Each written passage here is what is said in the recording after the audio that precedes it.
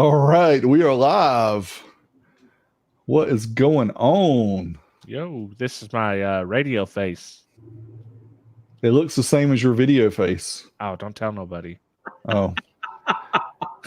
What's going on, everybody out there in YouTube and Facebook and internets abound? We have a fun show tonight. We have Kip here from Kicker. Hey, Kip. How's everybody doing tonight? Excellent. You know, I would start off before we start the true podcast. Obviously, let's check and make sure everybody can hear us okay. But I would start off and apologize to Kip for him having to stay late at work. But look where he works. Do y'all feel sorry for him? I wouldn't feel sorry for me. I mean, you've been here, Derek, and you've been here, Rob. Don't feel sorry. No, it's like working. You know, when you were in school, you always look forward to going to play at the end of the day, right? Elementary school, maybe middle school for some of y'all. I don't know what classes you have, but anyway, in elementary school, everybody wants to go outside and play on the monkey bars and chase the girls and all that. And just Kip gets to do that all day. Yeah, the whole place is full of monkey bars and girls. Well, not that, but he's got speakers and amplifiers. Yeah, it's pretty much the same thing. Different phases. I frequently tell people when people, get to visit here and see the things they see and everything, I just tell them, they go, man, this is just awesome. You work at a fantastic place and it's a playground and it's this, that, and the other. And I just tell them, I go, most days don't suck. And that's the best way to put it. Yeah. Well, that's a good day then. So again, I apologize, Kit, for you having to stay late, but thank you for joining us, and thanks to your wife and your family for giving you up here for an hour or so we can chat about the fun stuff about audio. After we already took you for a whole weekend, last year. So. Well, that whole weekend last year, I don't know about you guys, but for me, that was an absolute blast. I mean, I don't look at it as taking any time away from me. I look at that as an investment in me having more fun. Oh, yeah. It was good times. We're looking forward to next year as well. As am I. All right. Well, Rob, are you ready to take the reins and get this podcast party started? Yes, I can. Let me shout out the quick. We had some super chats already. El Fuego coming in big. Thanks, buddy. And then also the Third Era and Mr. Sean K. So let me do my intro now. All right. Before you go, real quick, everybody who's in the live stream, if you're watching on Facebook or YouTube, you guys are probably going to send comments and send questions along the way. The way we generally do this is we're going to go through and we've got some questions for Kip. We're going to go through kind of the audio podcast version that we're going to share after the fact. But you guys make sure you stick around because we're going to leave some time at the end that you can ask your questions and we're going to go through them. So just realize that if we're not paying attention to your questions right now, we will get to them at the end. And just also remember that our StreamYard software only keeps about 50 questions up. So it's possible that you may ask one early and we may not see it at the end. So if you stick around, you can re-ask your question. So caveat emptor, go ahead, Rob, you're good to go. Okay. 5, 4, 3, 2. Welcome to 12 Volt Talk episode 72. It's me, your boy, High Five Vega, joined as always by the man, the myth, the legend, Big D Willie Williston. But we have a very special guest, the man, also the myth, also a legend, Kip Litzy from Kicker. What's going on, fellas? How's everybody doing tonight? We're doing well, Kip. Thanks for taking time out of your busy schedule at Kicker to stay late at this place that I don't know how anybody could stay late with the 15-inch subwoofers behind your head and 24,000 watts. Yeah. The thing, I thought this would be a great place to do the stream, at least for me on my end, because we're in front of what we call here at Kicker the Wall of Boom. And it has a real close spot to my heart because I was heavily involved in the design and construction of this project. And to share a little story about it, because I think it's kind of funny, is this is our new facility over here off of 3100 North Husband, just across from Boomer. We call it Boomer Lake. I refer to it as Boomer Pond. But we're over here. And I remember the day we were moving over into the new building here in stages, and actually marketing was one of the last departments to move over into the new building. and finally got over here and was called up into a meeting, and it was with Steve Irby and at the time Charlie Schultz, who's the VP of sales and marketing, and a few other people in engineering. And they said, yeah, I said, what we'd like to do, and we're pulling you here because we'd like you to kind of pull this together for us, is we'd like to put a little display down in the museum or visitor center. We call it both terms. And we were thinking maybe a pair of 15s and a pair of 12s and a pair of 10s and maybe a little switcher so people could come in and just switch between them and they could experience Kicker products. And you've been here, Derek, and you've been here, Rob. You know, this is not a small room. It's very large, tall ceilings and big footprint as far as square footage. And I sat in that meeting and I said, you know, guys, I really don't think that's what we should do. I think people are going to come and visit here. I mean, because we were looking at that time, it was not just going to be our dealers or reps or guys like you coming, but we actually, and even up to that point, we have lots of schools and Votech here in Stillwater and surrounding areas that they bring students here to visit and look at as a career path. Hey, what would I have to do? What classes should I get involved in if I want to be an audio engineer or an amplifier designer or things like that? So we have large groups of 30, 40 people that can come. And I said, give me a week and let me design you something up to put down there, because I really don't think 2 15s, 2 12s, and 2 10s is what we're looking for. And true story, I knew if I did what I wanted to do, which was I wanted to do 32 15s. And I knew if I asked for 32 that they would probably cut it in half.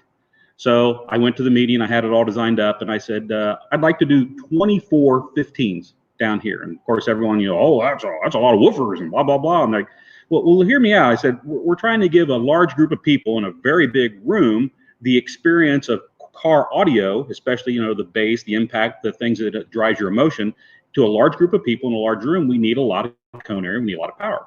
And we had a lot of discussion about it, and they finally signed off of it. And Steve Irby, being Steve Irby, said, well, do you think you could do it with 16 woofers? And I smiled and said, yes, sir, I sure can. And so what you see behind us is the wall of boom, and it's 16. The woofers have changed over the years. As we come out with new models, we pull the old ones out and put in the newest models. So these are the Q class L715s in there now. And then you can't see it, but it's up above. We have 2 line arrays that are constructed out of our Q class 6 3/4 inch mid and tweeters. So there's 16 total. There's 8 mids on the left side, 8 on the right, and then 8 tweeters on both sides. And then the whole thing, we can't power with car audio, so we actually use shout out to QSC Audio. We do a lot of stuff with them. It's all powered by QSC. So it's about 1,000 watts of cone, so there's 16,000 watts on the bottom end in here, and then we got a 4,000 watt amp and a 3,000 watt amp, and I don't mean make-believe power, I mean real, true RMS power. 4,000 watts are running all the 6 3/4, and the 3K running the tweeters. Now, of course, the tweeter amps run at like 8 ohms, so it's probably about 1,200 watts, but plenty of dynamic range and headroom. You guys experience it. I mean, it's fun. Yeah, it's a super impressive setup, and I'd urge anybody who's in the area. You know, I think you guys do tours or something. They call and set stuff up. You can kind of do something and give people demo of that room, which is incredible. Absolutely. I highly recommend it. You can come by here. I mean, we're in central Oklahoma, so we're central time here. We're on the same time zone as Chicago. But you can come by here anytime, Monday through Friday, between 8 and 5. That's the hours that we're open here, Monday through Friday. And you can visit the visitor center. And obviously, you can't see it in front of me as I'm looking, but we've got multiple cars on display. It's really some history of car audio itself, some unique vehicles. One of my favorites is the Snowcat, but again, I'm attached to that one because I helped build it. So, of course, when you get involved in building something, you have a certain love for it, so you never can let it go. But we've got all this on display, so you can come in anytime during the week and you can experience this. You can check out the wall of boom. The girl that runs the counter, we have her on a tablet with some safety controls. She knows how far she can turn it up and play without having problems. And she'll give you a full demo. We've got a little store behind the wall of boom where you can pick up our H&P products, hats, shirts, things like that. We don't sell any of the car stuff here. So don't expect coming to Stillwater, Oklahoma and walk in and go, hey, I like 415s and a couple pair of 6x9s. Let me get a case of amplifiers, because it's not going to happen here. You have to get that through our dealers or online at an authorized online dealer, but you can experience all that anytime, 8 to 5, Monday through Friday. And if you actually want to get a tour through the facility, we need a heads up. You know, give us 2 to 4 days. Let us know how many people are coming, if you're with an organization, things like that. And not only can you experience the visitor center, but we'll give you a little stroll. You know, offices are offices. We usually don't take people through marketing because cubicle's a cubicle, but we definitely run people through R&D, the research labs, the test facilities, because that is really the cool part and part of the story of why Stillwater designs Why Kicker. And when you see all of the engineering staff and all the things we have set up, and we design every single product here to meet our standards, it really gives you a better understanding of who we are as a company. So we certainly run you through there. And then we'll walk you out to the warehouse. You can see lots of boxes. And I have a funny anecdote for you guys, and it's something you wouldn't know that because we learned this when we got to hang out with Kip last year. So there's certain levels to people. So you have just a low level, and then like a reasonable level car audio type guy, and then there's a Kip level. And we heard this from the man Steve Irby himself, and it seems it is bared out in almost anything Kip's involved with, and I'm pretty certain they had a term for it, but I cannot remember it for the life of me right now. Well, I like playing things, and I always have ever since I got into not just car audio, but audio, period. I consider myself a nut about audio and video, and not just in car. I mean, I get into pro sound, I get into home audio, I get into home video. It's been something, we're all wired differently. God makes each of us in a different mold. And I was born being mechanically inclined, electrically inclined, and attracted to those things. My grandfather had a name for me that I can't say on the air here because I don't think I should, but it was a pretty cool name that he had for me, and it was his way of saying, leave the knobs and buttons alone, because I wouldn't leave knobs and buttons alone. So I'm always known for, if you want to get something here and you want to push it to the limits, take it to that as far as it can go safely and running it hard without running it into the range where it shouldn't be operated, they know to give it to me. And so affectionately, my nickname here has been for the last 24, 25 years, I'm Clip Litzy. Oh, man. Yes, I remember. Now I remember. Yeah, I'm sure that you didn't remember and had to set that one up for him. Well, that's awesome. I would urge people, if you haven't already seen it and you want to do a virtual tour of Kicker, check out 5 Star Car Stereo. Dean did a tremendously detailed tour of Kicker and did a lot longer tour than I did as far as the video footage and talking with different people in different sections.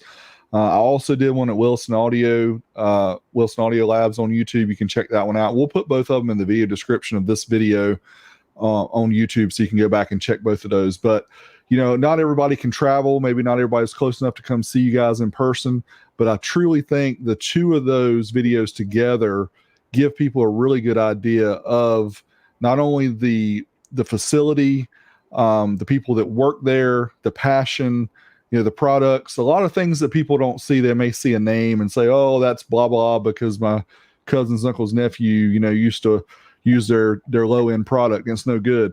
But if you get to see, the experience and kind of understand it better by watching those videos, get your popcorn out, because Dean's is over an hour. Mine's only like 20 minutes. But anyway, it's highly recommended to check those out, because something if you can't experience it in person, that's the second best way to do it.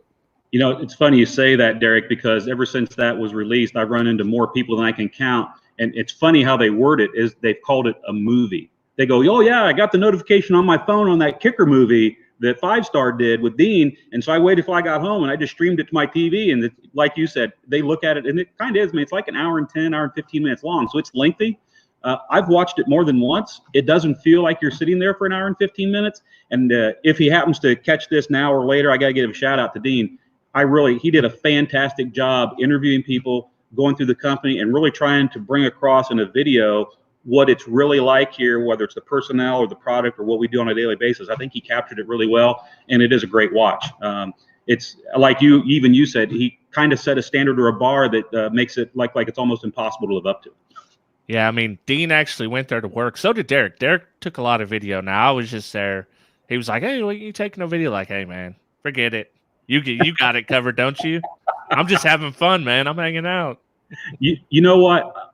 From the moment we had, I don't want to go so far back when we met at the old school stereo meet down in Texas or anything, but I'll fast forward to from the moment I met you guys for breakfast here at Jimmy's Egg, and started talking about everything. It was obvious the anticipation that you guys had to see it, and something that I was obviously excited for, and Derek said it, and you even parroted it too, is that Dean has set a bar that we're not so sure that's realistic. Maybe there's some Hollywood magic going on in how he captured it and what he did, because we're coming to visit, but we don't really think we're going to get to experience the bar that he set for us.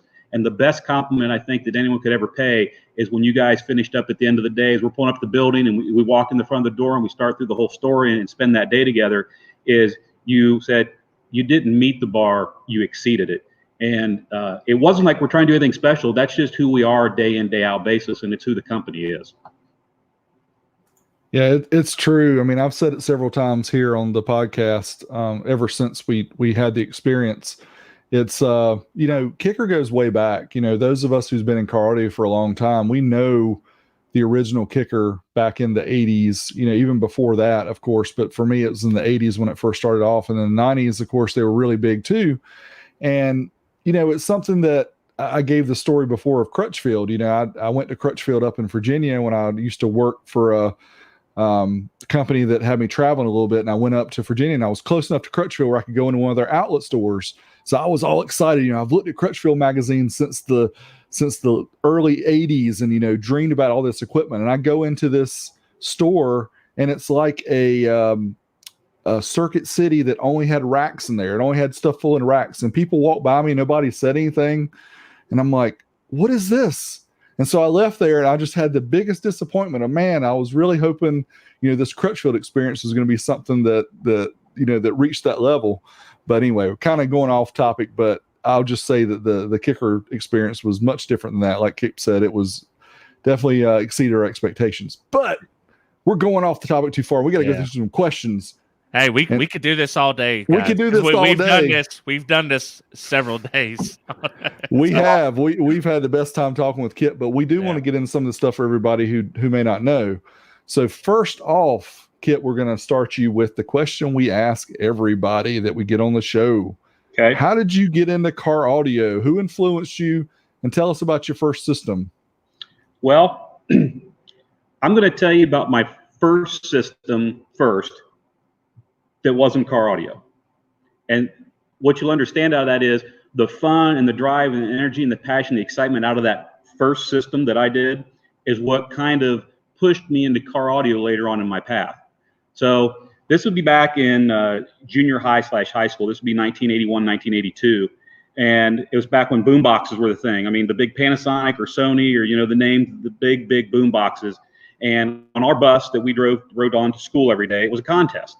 And whoever got the newest boom box would come on the bus, and they'd be showing off their new boom box, and they'd be all proud, and they'd sit down, the driver get up. And so once everybody's on the bus, because we lived in a small town called Cridersville, and so Walpock was about 10 miles away. So we had a pretty good ride from once we all got picked up to get to school. And so once the bus driver got everybody on board, then it would be a contest. Everyone would fire up their boom box, and whoever had the loudest boom box was the king of the bus that day, and they got to play whatever music they wanted to play for the whole ride to school and then the whole ride back that day. So it's kind of a contest thing, and it was all based around the boombox craze of the 80s. Of course, I graduated in 85, so that all kind of makes sense now. And so I had, and I can't remember, I don't want to lie, but it was either a Panasonic or a Sony boombox. And it was a nice boombox. I loved it. Cassette deck. And the contest thing, I got an idea. Of course, I rode on the bus, and one day I won the contest because I had the newest and latest boombox. And of course, it took about a week later, and so someone had a newer, greater, bigger boombox, and I lost. So, of course, there's that whole ego competition thing that everybody likes to get into today. So I've always been, like I said, I've always been a tinker. I've always been mechanically and electrically inclined, and I've never been afraid to take something apart. I've never been able to try something. If it blows up, I'll get another one and do it again, or I learn something from that. It's how I'm wired. I mean, I do lots of things in my life that people go, hey, Kip, have you ever, and I'll go, yeah, I can help you with that. And I'll go help someone with it. And when we're done, they're like, so how many of those you've done? I go, that was my first one. They're like, you just dived in and did this? It's just how I'm wired. It's just who I am. So I got this idea. Of course, think Ohio. That's where I'm from. Think winter. It's cold. So we wear big, heavy coats, big, heavy parkas, hoods, the whole 9 yards. So I got an idea. My granny, who I lived with at the time, worked at a small store there called Rinks, and they carried Sparkomatic car audio. And so because she worked at Rinks, I was able to get a discount. So I went down there and used some of my paper route money, and I bought a set of Sparkomatic 6.5-inch car speakers with the orange surround 3-ways. I bought a 40-watt push-button power booster. I went over to hardware and picked up some miscellaneous wire and speaker wire and things like that, tape, solder, things that I needed. And then I also picked up some 6-volt lantern batteries. And anyone who's into audio and into all this kind of stuff, you can catch where I'm going. If I take a 6-volt battery and a 6-volt battery and I wire them in series, I get a 12-volt battery, and it's kind of portable. So I proceeded to make, in my coat, my big heavy winter coat, I put a 6-volt battery in each pocket, and I wired them internally in the coat in series so I could have 12 volts. And then I came out of that into one of the pockets, and I put the 40-watt power booster in my pocket. And then I came out of that with an umbilical, and then I drilled out the boom box. I took that umbilical into the boom box, and I brought the audio out to the power booster, and then the audio back in to the replaced Sparkomatic 6.5-inch speakers in the boom box. And of course, if you're from that day, those push button power boosters, if they're off, they're off. Whatever power you're having from your radio is placed through your speakers, and you hit the button, you get the whop, there's all my power. So we're on the bus, I'm just tickled to death about this thing I've created. I'm carrying my boom box. I've got to get the little umbilical going in my coat, and I'm just standing there at the bus pickup, and I'm holding my boom box, and I'm waiting. And to give you an idea, this would have been probably 82, because as I remember, I was using Michael Jackson Thriller. That's the cassette that I had in the boom box. And so we get on the bus. Everyone's getting there. It's about 2 or 3 more stops. We're all waiting for the boombox contest of the day. And the guy who was the king, he fires up his boombox, and he's just whopping all over and playing his music, and he's the king. And I wait, and I wait, and I wait. And then I fire mine up, and I turn it up, and everyone's like, he's the winner. He's louder than you, blah, blah, blah. And I just casually reach down in my pocket, and I push that power booster button. And every person on that bus, their jaw dropped. It's like, how is your boombox that loud? That's the loudest boombox I've ever heard. That's crazy. And for 10 minutes, I was a god, because that's how long it takes to drain 2 6-volt lantern batteries when you're cranking on them with a 40-watt power booster. So you hit them with the audio nitrous. I did.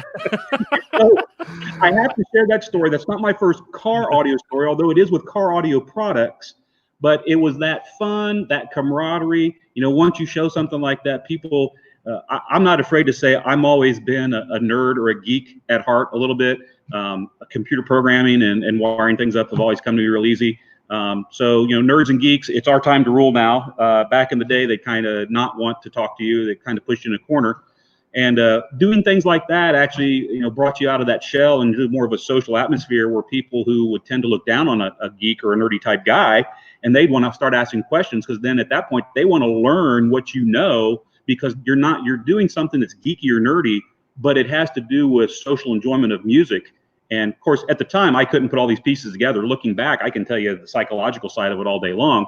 But at the time, doing that got me into that circle of, yeah, it's okay that I'm a geek and a nerd, because now I'm teaching things about something they're interested in. I'm not teaching them how to calculate the formula of a right triangle, because they could care less. But if I can teach them how to make their boombox louder or show them what I did here, now I'm cool.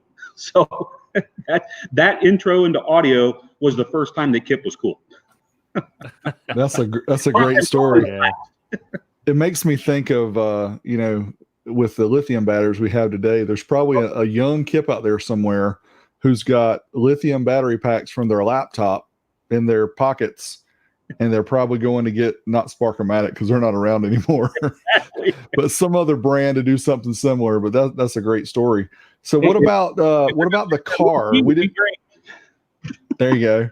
That's right. You can fit that in your pocket real easily. So that's what got me into, I guess, audio in general, because I've always been, and I'm not ashamed to say it, I've always been a geeky, nerdy kind of guy. I've been into computers and writing my own software. I mean, at the age of 8, I had an Atari 400, Commodore 64, TI 99 4As, Trash 80s. If any of these even ring a bell to anybody, then I'm into computers. Those are the machines I learned on and learned how to write code, and went from the, how to take a machine and have it say, hello, I'm Kip, I rule the world, over and over and over down the screen, to the point that I actually wrote my own versions of Centipede, and wrote my own versions of Space Invaders, and wrote my own versions of video games on an Atari 400, and because it was fun. It was like, okay, I played the games. I was also a nut at the arcade. Anyone who's from that generation knows there is a pattern to Pac-Man, and if you can run the same pattern 12 times in a row, you will never die. But on screen 13, you're on your own. You take skill to get through screen 13, and then it's the same 12 screens again. And then on screen 27, you're on your own if there's no pattern. And so I'd go to the arcade with 25 cents. I could play Pac-Man for an hour. So being into all that kind of also drove that it's like, okay, here I'm playing this game that's cool, but I want to know how to make my own game and play it. And so what I got into is I can enjoy the game, but it got to the point where I enjoyed more, how do I make the game? How do I write the code so that it does all this? And it really excited me to find out how something works and how can I make it do those things. And so yeah, I'm weird. I'll admit it right now. I'm a weird guy, but I'm okay in front of a mic and a camera, so I guess that's good too. Well, that's what I always say too. I'm actually a very weird guy. And people, I think they might know, but I like to think that they don't know anyway. So, it just comes out. You can't help it. So not to cut you off there, Rob. So if we fast forward into my first actual in a car stereo, and I actually made some notes here because you sent me some of these questions, and I'm like, man, you're going to make me try to remember stuff. And some stuff I actually remembered, and other stuff I had to go on the internet and look around. But my first system in my first car was a Sanyo AM/FM cassette deck, and it was one with the fast forward, and if you press it in the rest of the way, eject. So no auto reverse, it was just fast forward eject. And I don't even think it was a digital tuner. I think it was an analog tuner at the time. And then hooked to that, I had a Targa. It was an HT 7200 EQ. It was an underdash EQ booster. If I remember, I think they rated it at 80 watts. Had these big heat sinks down the side. I mean, it would get so hot that if you leaned your leg against, you'd burn your leg. But it had a on-off push button. It had a 7-band EQ that you'd touch the top or touch the bottom. It was a push button. It would move the red LED bar up and down to do your equalization. And then into that, I had a pair of Pioneer TS6904 6x9 speakers and some cabinets that I made in shop class at school. So I actually made my own 6x9 speaker cabinets, and I dropped in a pair of TS6904s. And then in the front doors, I had a set of Pioneer. If I remember, it was either 5 1/4 or 6 1/2. And those I don't remember. I know they were Pioneer, but I had a set of those up in the front door. But that was my first official, true in a car audio system. You remembered everything. I'm impressed. I don't remember. I remember what I had, but I don't remember model number. So that's very impressive, like Derek said. We have a lot of these useless numbers that stay in our head. My wife tells me all the time I can remember specs on amps and stuff like that, but yet I can't remember that I got to take the kids on a certain day to a certain place. And I know what you mean. What's crazy is I actually remembered the model number for the speakers, at least the 6x9s. I couldn't remember the model number for 6 1/2. I remembered the model number for the EQ, and for the life of me, I could not remember the model number of the cassette deck. All I do is I remember it was a Sanyo AM/FM cassette fast forward eject, because I know when I did upgrade, which there's a story to that, was the first time I got into an auto reverse cassette deck, which was pretty dang cool. Very cool. Why don't we jump straight into the industry part of it? Because, we can go for 10 hours if we need to. Sure. Hi, Derek. I mean, you guys aren't hungry, are you? Who, but me? anyways. No, I'm good. Yeah. Tell us how you started. Go ahead. All right. Tell us, how you started in car audio and how long have you been working in the industry, and how long have you been working at Kicker in particular? Sure. Let's go backwards on that. I've been at Kicker directly. I've been here. I'm actually starting I'm in my 24th year. I'm actually in my 25th year now. My 24th year was last year, fall. So I've just started my 25th year here with Stillwater Designs Kicker. Prior to that, I actually worked for a rep firm that did Michigan, Ohio, West Virginia, and Pennsylvania over to State College. And at that time, it was Rusty North. He was the rep principal, and it was North Peak Sales. And I worked for Rusty for about 2 years. I think it was right at or close to 2 years. And prior to that, I had worked in a couple different retail stores, doing everything from an installer to lead installer, manager of the installation department. And then, of course, anyone who comes from that area, if you're in a small shop, you're not just an installer. A lot of times you're up on the sales floor doing sales. So I did sales, worked into sales management. And my last retail gig before I went to work for Rusty, I was actually the store manager for a shop in Lima, Ohio called Barry Electronics. And the gentleman there, I actually met him from the previous store I worked at, which I'll say is Hard Audio. And that was also in Lima, Ohio. And he actually hired me away from Hard Audio to start an audio store for him. He actually had a business, and of all the craziest things, he sold tools and accessories. He made his own brand and line of sandblasters and air compressors. And I knew him because he provided and serviced the air compressors and tools for the shop I was working in. And one day he just flat out said, he said, hey, I'm an audiophile from way back. He said, you probably don't know, but I used to build Heath kits. And I smiled and looked and I said, I know what a Heath kit is. He said, you know what a Heath kit is? I said, I sure do. I said, I built some. And he said, wow. And so we got into a conversation. And he's like, I would just like to open up a audio store. And he says, I think you're the guy to do it for me. He says, I'm just looking for something. He says, I do great in the winter and the fall because I do a lot of farm trade. And so they're always bringing in their gear to get fixed because they're getting ready for spring and summer to work. He said, so my trade in spring and summer falls way off. And he says, I think if I got into car audio or audio in general, that it would be a way for me to take my business instead of having a roller coaster ride to kind of flatten out my income curve. And so he hired me, and I did. And I literally started with him selling car audio. He gave me a 10-foot by 10-foot space that, I'm not exaggerating, next to me was rakes, shows, shovels, Makita 7.2 volt cordless drills, air compressor, sandblasters. And I had guys that followed me down there and wanted to do work with me because I was Kip the installer, which not my coin phrase, but the girl I dated, that's what they called me, Kip the installer. And so, I spent a lot of years in retail, but how I got into that to begin with is when I was in college, and I had done a lot of car stereo installs in my junior high and high school days. Again, being mechanically inclined and into that stuff, once someone finds out you know how to put a car stereo in, they are lined up at your door asking, hey, Kip, I'd like to get this 8-track. I'm not making that up. I installed 8 tracks. I need an 8-track put in, and I just want an under-dash deck, and I want to keep the AM/FM radio in the dash. So they tell me I need this thing called an AM/FM tape switch, which I have no idea what that is. And I got this push-button booster I'd like to use, and I got some Jensen triacs I'd like to put those. Can you do that? And I'd go, yeah, I can do that for about $65. Oh, sweet. Okay. And, back then, as anyone knows, if you're in that young age, if you want something, you wanted it 2 weeks ago. Oh no, Kip died. Oh, Kip went out. Let me send him man. somebody tripped over the cord. They must have been man. there trying to power up the system. Let me read some comments while you're checking. Is he coming back? Yeah, he's coming back. There he is.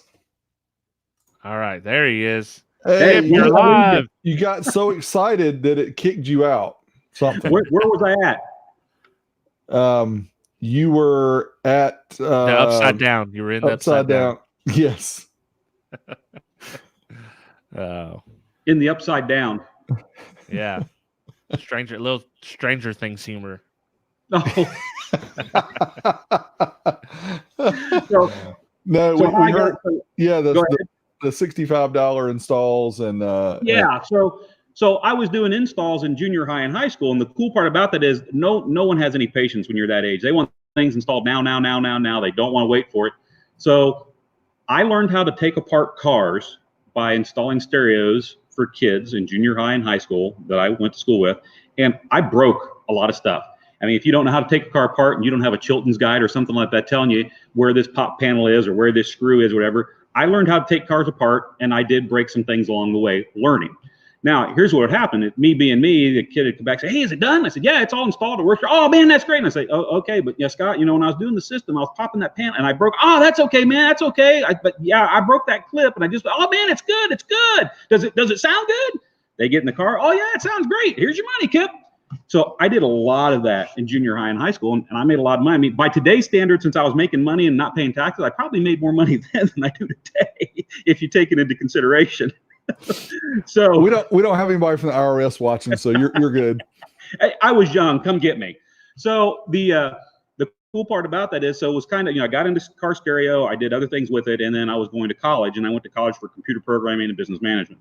And I was in an audio store, Hard Audio, ironically, the one store I used to work at. And I was there. I was literally shopping for a new cassette deck. Remember I told you I was looking for a new cassette deck. I want auto reverse and all those cool new features and digital tuner. So I'm there, and there's another customer, and he's up at the display board, and he's asking the salesman a bunch of questions about, hey, what will fit in my car? What size speakers do I need? How much power do I need? And the salesman was clueless. He had no idea how to answer this guy's questions. He didn't know what size speakers fit in the car. He didn't know anything. And his response was, well, let me go ask someone. He just walked away, walked to the back room to ask someone, I assume. So me being me, I just walked up to him, and I was like, hey, man, I said, what do you got? What are you looking for? And he explained it to me. And as I recall, it wasn't a Dodge Daytona, but it was the cheaper version. Was that an Omni? Is that what they called those when they were stripped down? It was the Daytona, the Laser, and I think the Omni. I think the Omni was the one that was the runt. It didn't have anything in it, no motor. And he said, well, what goes in here? And I said, what do you listen to? And he told me what he listened to. And I said, just get that Kenwood high-powered deck right there. I said, that's going to do all you. Well, do I need a booster and amp? I said, no, you're telling me what you listen to and how loud you listen to it. I don't think you do. And he said, well, what about speakers? And I said, well, I can tell you 6x8 or 6x9 will fit in the rear panel underneath. And I said, you can throw a 6.5 down the front of the door.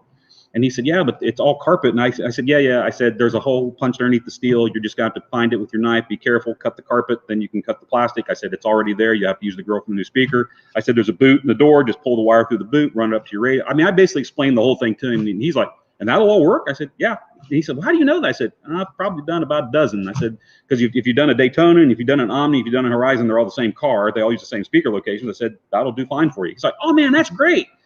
About that time, the salesman walks back up, and you could just tell he was about ready to apologize with I don't know what. And the guy just looks at the salesman and goes, I'll take that, and I'll take that. And the salesman, being the salesman, oh, okay. So the guy takes him over the counter and starts writing him up.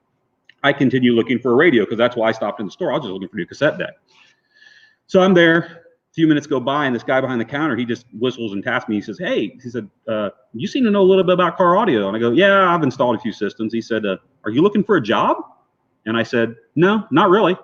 He said, you're not looking for a job? I said, no. I said, I already got a job. I said, I work almost full time. I live with a buddy. I'm going to college. I said, I already have a job. I'm really not looking for anything.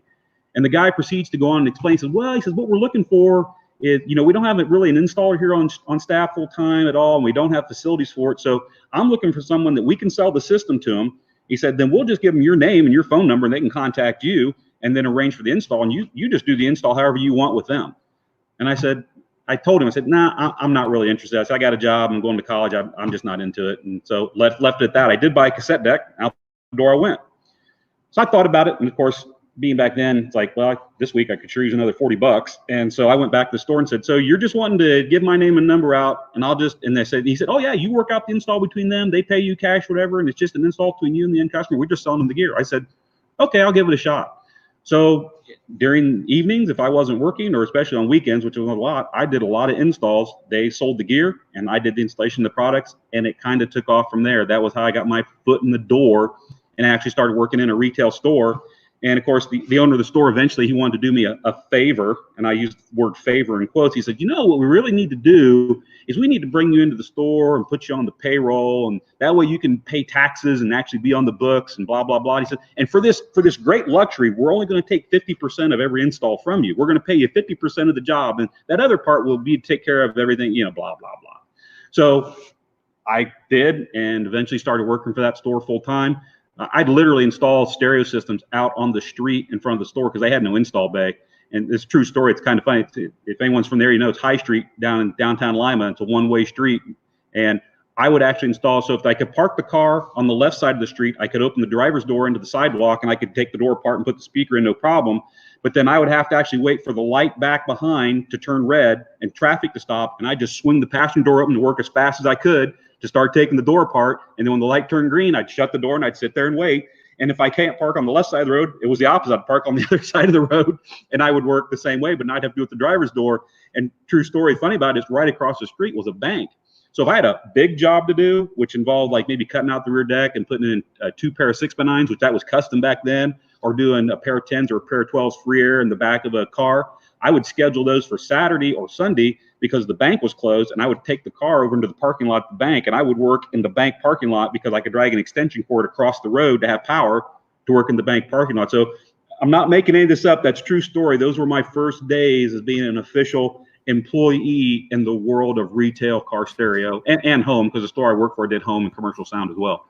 Oh God! If me and Derek charged $65 during an install, we'd make roughly 18 cents an hour, probably. I was pretty good back then. I mean, I'm a lot older now, but there was a time when you get into a production environment like that, and it's not about doing a bad job. It's just if you start working in a retail environment, you do have to get into a groove where you just know that on an average, if I'm going to put in a head and 4, so that would be a head unit, front speakers, rear speakers, I need the car for an hour and a half. If I'm going to put in a head and 4 and an amplifier and a subwoofer box, I'm going to need 2.5 hours. I mean, because you'd have to schedule those things on the sheet. And at least in that day, I don't know if it's the same today, but I worked on basically a 50% commission. So if that job was billed out at $85 to the customer, I made $42.50. I made $42.50 whether I did the job in an hour, or I did the job in 2 hours, or I did the job in 3 hours. It was the same amount of money. So you do get into a groove where the faster you can do a job, the more jobs you can do, which means you make more money. That's the potential. It's also, you're kind of self-police, because if you do a bad job, if you wire something inappropriately, you don't mount something properly, and the customer comes back, all that time's out of your pocket. So you want to do it right the first time, but you also want to do it as fast as you can, because in a production environment, the more you can turn, the more you can make. Yeah, that's a good point.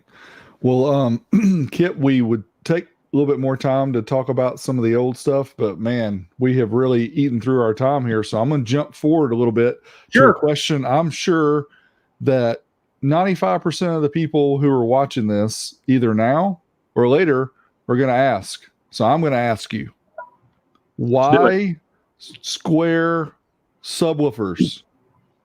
Good question. The reason Kicker did Square Subwoofers is Steve Irby, several other people at the company, we're all sitting around and talking about, we build these square boxes or rectangular boxes all day long, and we put round woofers in them. And our customers, they're always looking for more. It doesn't matter what you give them, they always want more. And of course, there's the joke, and I'll say it here, and hopefully people have a sense of humor. There's only two things. There's on and more on. And so most people want more on. And so they were sitting around, and Steve was going like, okay, we've got this Solobaric round subwoofer, which the round one was first. And it would allow you to take a 12-inch subwoofer and have it work in about a 0.88 cubic foot enclosure and actually give you true full range bass in a car. He's like, so they can put more woofers in, but there comes this point where if you put in all the woofers you can put in, how do we give them more bass? And that's where he came up with this idea. He says, what if we make them square? And if you make them square geometrically, and some people tell you, well, it's just a marketing gimmick, and I'll unabashedly say there is a marketing gimmick to a square subwoofer, but it's also the only geometric shape that if you take and come up with a maximum size that you can make a circle, you can make a triangle, you can make a hexagon, you can make a pentagon, you can also then make a square, and square trumps all of them on surface area. So all things being equal, if I have a round subwoofer that's got 15 millimeters of X-Max, and I've got a square subwoofer that's got 15 millimeters of X-Max, and they're both 10 inches from outside corner to outside corner, the square surface area is about 23% larger than the round surface area. And I know it sounds really simple, but the truth of the matter is when it comes to making bass and pressurizing and rarefying air, it's bore and stroke. How big is it? That's your bore. And how far does it move? That's your stroke. So if I've got a round driver versus a square driver, and they're both 10s or both 12s, the square driver is going to have more bore, so that's going to give you more bass. You're going to move more air with that square cone driver than you are in a round. And by applying the Solobaric technology that Steve already invented, he could put that woofer in the same size box that someone was already using. So if you've got a pair of, say, Solobaric 10s, and all of a sudden you say, I just want more bass, you could upgrade to a pair of Solobaric L7 10s and pick up 23% more moving cone area, and you don't have to change anything else. Just take the round hole that's in the box and cut it square and drop it in.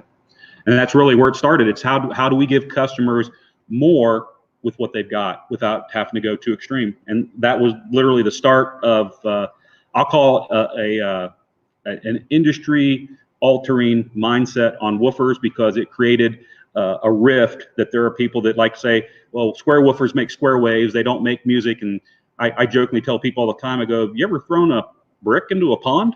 And I get a look and go, well, yeah, I've thrown bricks into ponds, I've thrown rocks. I said, what shape are the waves coming away from a square brick when you throw it in a pond? Is it square waves, or are they round and circular?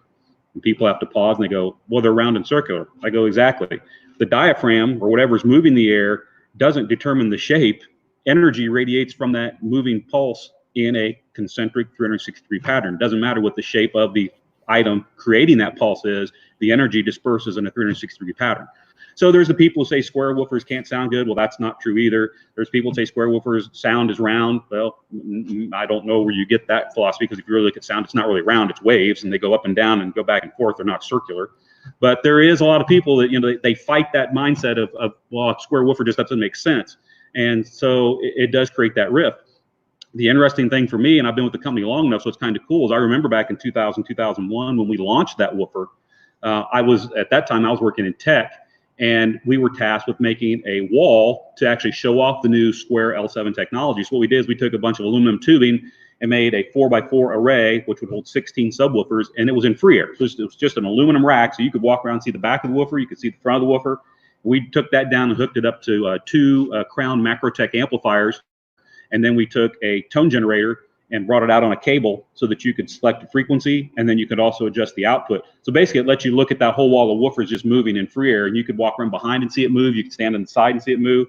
And I can remember as clearly sitting here today as I can that day that happened, is we're setting this up at CES, we're putting this display together, and of course it's before the show opens, you're setting up your booth, and there's not a brand that you could tell me from that era that their guys, because it is a small industry and most all of us know someone in another company, they would all walk by and they would stop and they would look at it, and then they'd walk up to me and go, Kip, you guys figured it out.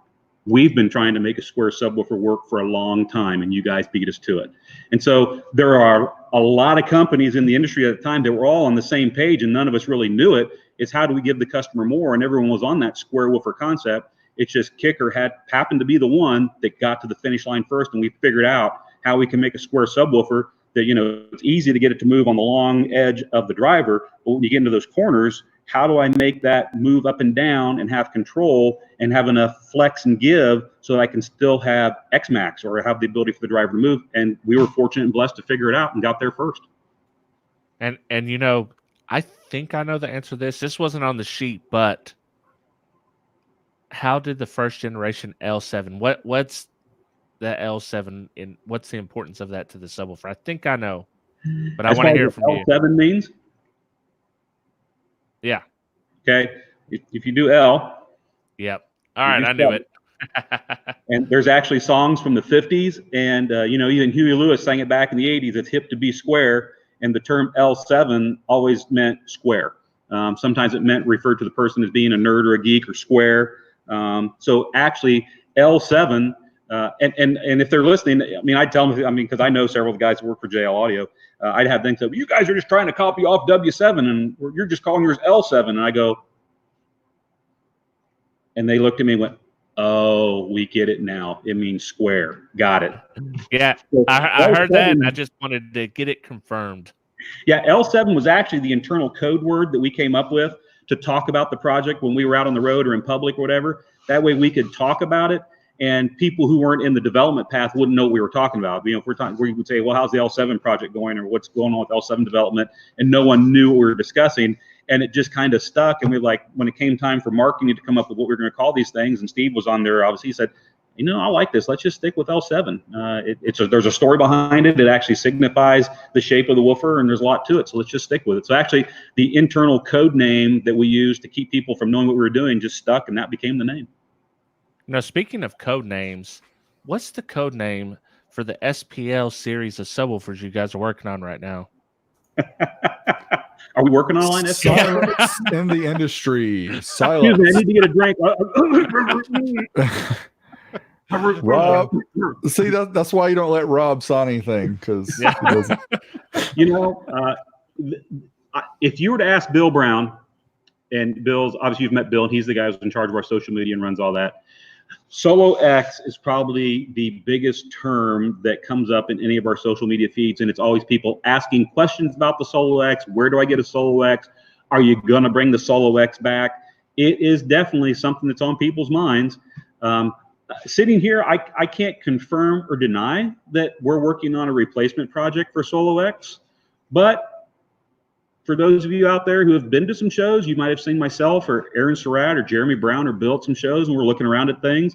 I mean, we did kind of set the industry on its ear with the original Solo X. It was a game-changing product, and we ran that product until, I'm trying to remember when those were finally discontinued and out. 2012, I think, is when we pulled the plug on that. We basically, it was a replaceable. I mean, if you guys remember seeing one, that the moving parts, the spider and everything was actually replaceable. You could take it out of the basket and you could replace those. Well, when we did those drivers, it was a long driver run, and we basically made spare replacements for as long as we could until the tooling wore out. And at that point, we just had to say, we're done. So with the product, you know, the original one came out in 2002 or 2003 was the original Solo X. We ran those, and then, so you're looking at a driver that's coming up on 18 years of a run. Car parts are only held around for 10 years. So we did as good as we could at maintaining that. There is a loyal following to that driver. I mean, there are guys today that will take that apart. There's guys in Europe that are actually making Kevlar cones and redoing their own spiders and coils and doing rebuilds on them and keeping them square. There are guys here in the US that take that motor, they'll knock the basket off, and they'll convert it into a round driver. I've had lots of guys who I respect who are in the SPL big bass community, and they'll come up to us today and they'll even say that even by today's standards, that motor is one of the top 3 ferrite motors that's ever been built and introduced and put into the competition arena. And that says a lot for a driver that was designed and engineered in early 2000, released to the public in 2002, 2003, and by 2020 standards is still one of the top 20 or top 3 ferrite motors in 2020. That's significant. And people forget that Kicker dominated SPL back in the day before the Solo X, and when you guys are ready to get in that game again, people will know. That's for sure. You know, it's hard to say this, and I have a kind of a motto that I go by. I believe there's 3 C's to life. There's cocky, there's conceited, and there's confident. And I always try to be confident. I want to know what I'm talking about. If I don't know, I'm not afraid to tell people, I don't know. Can I check on that, get back to you? But I'm confident in what I have to tell people. Unfortunately, cocky and conceited can be construed as confidence. And so I always try very hard to not come across as cocky or conceited. I just want to be confident. And, you know, back in that day, you bring that up and talk about it, which is interesting. When we had the Kicker competition group, it was not unusual. We would go into a competition and we would just look around and we would look at everything. We have the stats. We had a guy run the team. We go, okay, we've got 1 through 5 trophies in that class. We're going to take 1 through 3 in that class. We got 1 and 2 there. We're going to sweep that category there again. And when it came time to go and do awards and people get their trophies and walk away, we would do a group picture with all the Kicker competitors. And you're looking at 75% of the people who were competing are up in front of the Kicker guys with the trophies getting their picture taken because they were the ones that won. And, you know, if you're taking a show by 75%, I'm confident enough in saying you swept the show. Yeah, that's a good point. In both accounts, you know, the Solo X was an amazing woofer, and Kicker has been around for a while. And a lot of people, this is going to kind of traverse into the next question that I have, because I feel this is probably the second most popular question other than the why the Square Woofer. Sure. The second one I always see all the time online, and I think when people first noticed it, thought that, oh, this means Kicker has gone down the drain. And that is, why did Kicker start selling at Walmart? What was the reason behind that? And do you think it was a good or a bad thing for the brand? Well, I'll start off with, it's been a great thing for the brand. Now let me back up and address, you know, I just can't say that. And the people who would ask that question, that doesn't answer their probing questions on that. The reason we got into Walmart is actually Walmart approached us and wanted to do business with us for about 6-7 years. They would contact us. They would have the discussions with the sales channel. We're looking to bring a brand to the store. We'd like for it to be Kicker. And for about 6-7 years, we politely said no. And, you know, we politely said no because there are, and at that time were, horror stories about brands that would go into Walmart. And what would happen is Walmart would become such a large percentage of that brand's business that basically the tail could start wagging the dog. So Walmart could go to that manufacturer, okay, that's great, you're a brand that people respect and we've got you in here, but now we need the bike to hit X dollars. We need you to lower the price on that bike, and we don't care what it takes to do it. You know, you got to cheapen up the chassis, you go to cheaper bearings. We're not going to tell you how to do it. We're just going to tell you it has to sell for this. We need to buy it for this. And if you're not going to do that, I guess we're just not going to do business anymore. And those tactics did exist. I mean, I'm not disparaging any bike brand, but Haro went through that when they went into Walmart. And there were guys that were Haro fanatics. And when they went into Walmart, it's true that the quality of the bikes at some point down that road, they did start becoming less than what a Haro bike used to be. And it's sad that that happened. And that's not the only company that experienced a problem like that with Walmart. And again, it becomes where you're so much of the business at Walmart that you can't walk away and you got to do what they tell you, or else you're not a business anymore yourself, because you got to make that product and sell it. So all of those things are going through our head. And so about year 7, year 8, Walmart approaches us again. They're like, we think you don't understand what we're trying to do here. Is that we're just looking to bring in a recognizable brand, a quality brand that people recognize, and we want to offer it to our customers who walk into our store. You know, if you shop at Walmart, you know there's various brands that are on the shelf, not necessarily high-end, well-known brands, and they were looking for a high-end, well-known brand. And so we did the dance and we talked and we figured out, okay, we did our research and figured, okay, there's only certain SKUs that we feel would really answer the question Walmart was asking. And that's why if you do go into Walmart, I mean, we make, ironically, I brought one down here, but here's the book that is loaded with the products we make. And it's 600 and some, if you count all the different pedants and everything else. I mean, it's like 650, 700 different SKUs. We make a lot of SKUs. We sell 9 of those to Walmart, a total of 9. And the thing about it is, it's not a non-kicker product. It's built to the same kicker standards. It's a coax, it's a kicker coax, it's a woofer that's a kicker woofer. Our independent dealers, they can pick the same product up and sell it for the same price that Walmart's selling it for if they want to. Walmart just has the single voice coil version of a woofer, whereas the independent dealer has the option to carry that one if they want, or the upgrade model, which is a dual voice coil woofer.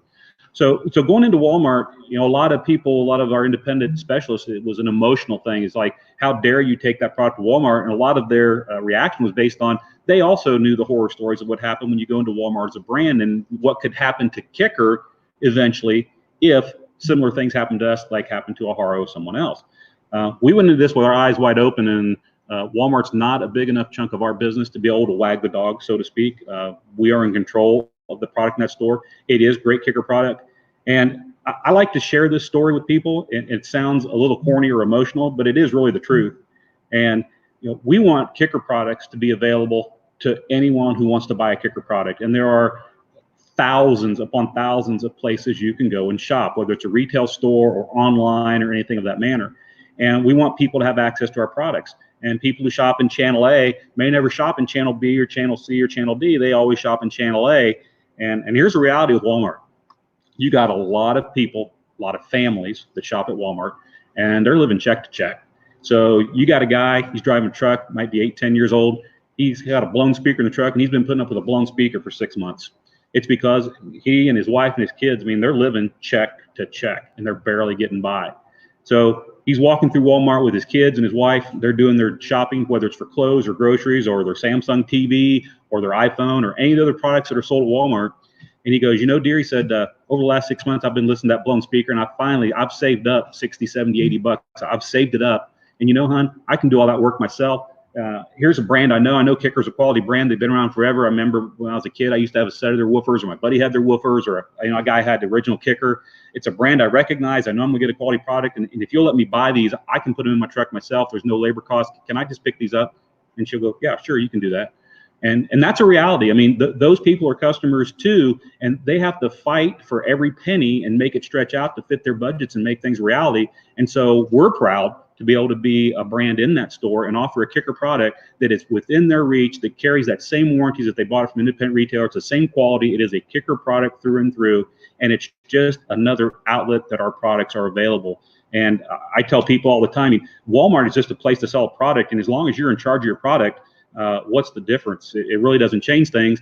And I know there are some people, I'll call them keyboard warriors, that like to get into discussions on that. And I jokingly say, so you're watching a Samsung TV that you bought at Walmart while you're eating a bologna sandwich that you bought at Walmart, that you're having Oreo cookies at the end with that you bought from Walmart. And you're probably typing that on an iPhone or a Samsung phone that is also available at Walmart. So just explain to me, if those products are okay to own and they are purchased through Walmart, how do you think it's affected Kicker? Why is a Kicker product through Walmart a bad product? And my answer unequivocally is it's not a bad product at all. As a matter of fact, it's a fantastic product. It's just Walmart is another outlet for us to take our products to the consumer. And we've done our job, we think, in taking the right products to that market to address a consumer who would be shopping in Walmart. But let's be honest, a typical Walmart shopper is not looking for 415s and 10,000 watts, and it wouldn't make sense to have that product there. If you want something like that, you need to go see an independent specialist and have those discussions to figure that out. And we want you to go there. So you're saying no Warhorse at my local Walmart? No Warhorse in your local Walmart. I keep looking, Kip, every time I go. I'm like, maybe they'll have it this time. But no, seriously, that was a fantastic explanation. And I think the part you talked about at the beginning probably was the thing most people think, right? They think of some of these brands that have been taken over by Walmart because they get in there and all of a sudden Walmart's calling all the shots. And what you talked about your limited SKUs, your special lower end maybe models that will match kind of the Walmart pricing scheme. Yeah. That's a perfect explanation to me. And the fact that when Rob and I were there at Kicker and we walked through the facility and got to the part where we looked at the OEM speakers that you guys make for the Ford vehicles. Yeah, we were walking through. I think I actually pulled up one for Subaru. I think is what I picked Subaru. Up. Okay, yeah. So a Subaru OEM Kicker driver, and Kip pulled it out and showed it to us. I mean, it looked just like I think it was. You said it was. It was literally the same type of speaker that you would buy aftermarket that was a Kicker. So seeing a comparison of that versus even the video I just did with my F-150 and pulled out those junky B&O speakers. It's like, it's a whole different game. You got a much better quality driver, and you guys just do it right across the board. So, you know, when you hear people talk about Walmart and, you know, kickers going down the drain because they're selling at Walmart, hearing that explanation and understanding the perspective. I mean, I know you just a little bit. I know Steve just a little bit. I don't know you guys all that well, but from what I can tell, you don't make, you know, rash decisions that are going to impact the company that much. These things are thought about for years. You already talked about it. Many, many years they came to you. But yeah, I think that's a great explanation. And you're right. Hey, I want a Samsung TV. Why am I going to go here when I can get it at Walmart and it's the same price? It's the same TV, it's the name brand. So I don't think it should diminish the brand at all, but I did want your explanation because I think everybody need to hear that from Kicker. No, and you know, it's funny you bring that up is, and we're going back this year. We pulled out 2 years ago, but we were one of the first companies to participate with Mira, which if you're an independent retailer, you know who I'm talking about. It's Knowledge Fest. It started in Dallas. They expanded. The next one that came up, they put one in Indianapolis, Indiana, and then they've moved on. They've opened up 2 more. There's one in Long Beach, California, and Orlando, Florida, if I've got my facts straight. So there's actually 4 Miras, and it's really, Mira is focused and targeted at independent specialists coming in and not learning just about product, but be able to spend some time with the staff from a brand, go to trainings, whether it's learning about how to use this particular product or what are you bringing to the market that's going to help me install products into my car easier. Especially with cars becoming more difficult to install, where you're stuck with the radio. Good luck. I mean, this radio is part of your game. I can change amps, I can add amps, I can change speakers, but I've got to interface in that factory radio. Mirror is really where all that's going on. So trust me, for 9 years running, I had plenty of time and experience to go through my story and explain to many people who were upset, why are you in Walmart? And so, you know, it's an emotional thing for a lot of people. And that's what triggers them. If you can get someone to pause for just a second and actually approach them from a logical angle, a business angle, they finally pause and go, okay, it makes sense. I understand why you're in Walmart. I've spoken to independent dealers who are very successful. They went down and became friends with the manager of the department that sells the gear. You know, back in the automotive, they sell the car audio gear. And a lot of you know that Walmart doesn't have an install department. And, you know, they say, hey, send them down to my shop. Here's some business cards, send them my way. And I know lots of guys who get a lot of business from Walmart because the guys come in, they've got whatever they purchased from Walmart. It's great gear. The guy knows it's great gear because he can buy the same gear from us as well. But they get in the store and they can have that conversation like, well, you're going to need power wire. You're going to need a distribution block. You're going to need RCA cables. We need to talk about speaker wire. Did you think about adding a subwoofer? Well, let's have that conversation. I know subwoofers aren't just about rattling everything. It's really part of a full musical experience. And so when you get that customer in your store, by working with Walmart as the channel, because they got a whole lot more marketing dollars to spend than even we do, it gives you an interface. So if you can work with a Walmart, get them to send their customers to you, it's that opportunity for you to create a new relationship with a new customer. Yeah, that's a perfect explanation. And we're going a little long here, but before we get into our regular show or our after show, I want to talk about some of the new stuff. And I have a tiered question and a comment. That's fine. The L7 quad box, who, why, and how, and then the comment on it is, I think that thing could break 150, and it looks awesome, and I think it's a steal of a deal. So, fire away. I really, really, really wish that one of you two could have experienced that box at CES because I'm gonna tell you what, the thing sounds fantastic. Understand our motivation and goal here at Kicker is to design products to recreate music as the artist intended. We want to make a woofer, we want to make a coax, we want to make a tweeter, we want to make a bullfrog, whatever it is, whatever product we're focused on, headphones. Our goal is we want it to be accurate and reproduce music as the artist intended. We don't want the speaker, the driver, the amp to add any discoloration. We want it to let whatever's there come through. And so you can use one woofer to do that. You can use 4 woofers to do that. You can use 10 woofers to do that. It's just really, the more woofers you got, the louder you're going to be able to do it. It doesn't necessarily mean that it's better. It's just more of it. So we're sitting around, and of course we monitor and look at everything that's going on. If anyone out there has paid attention about the last 3 years, like I said, myself, Aaron Surratt, Jeremy Brown, and Aaron and Jeremy work in R&D. I work in marketing, and Bill Brown, he works in marketing up there with our social media. We've been going to the SPL/Bay shows. We've gone to the finals, checking things out.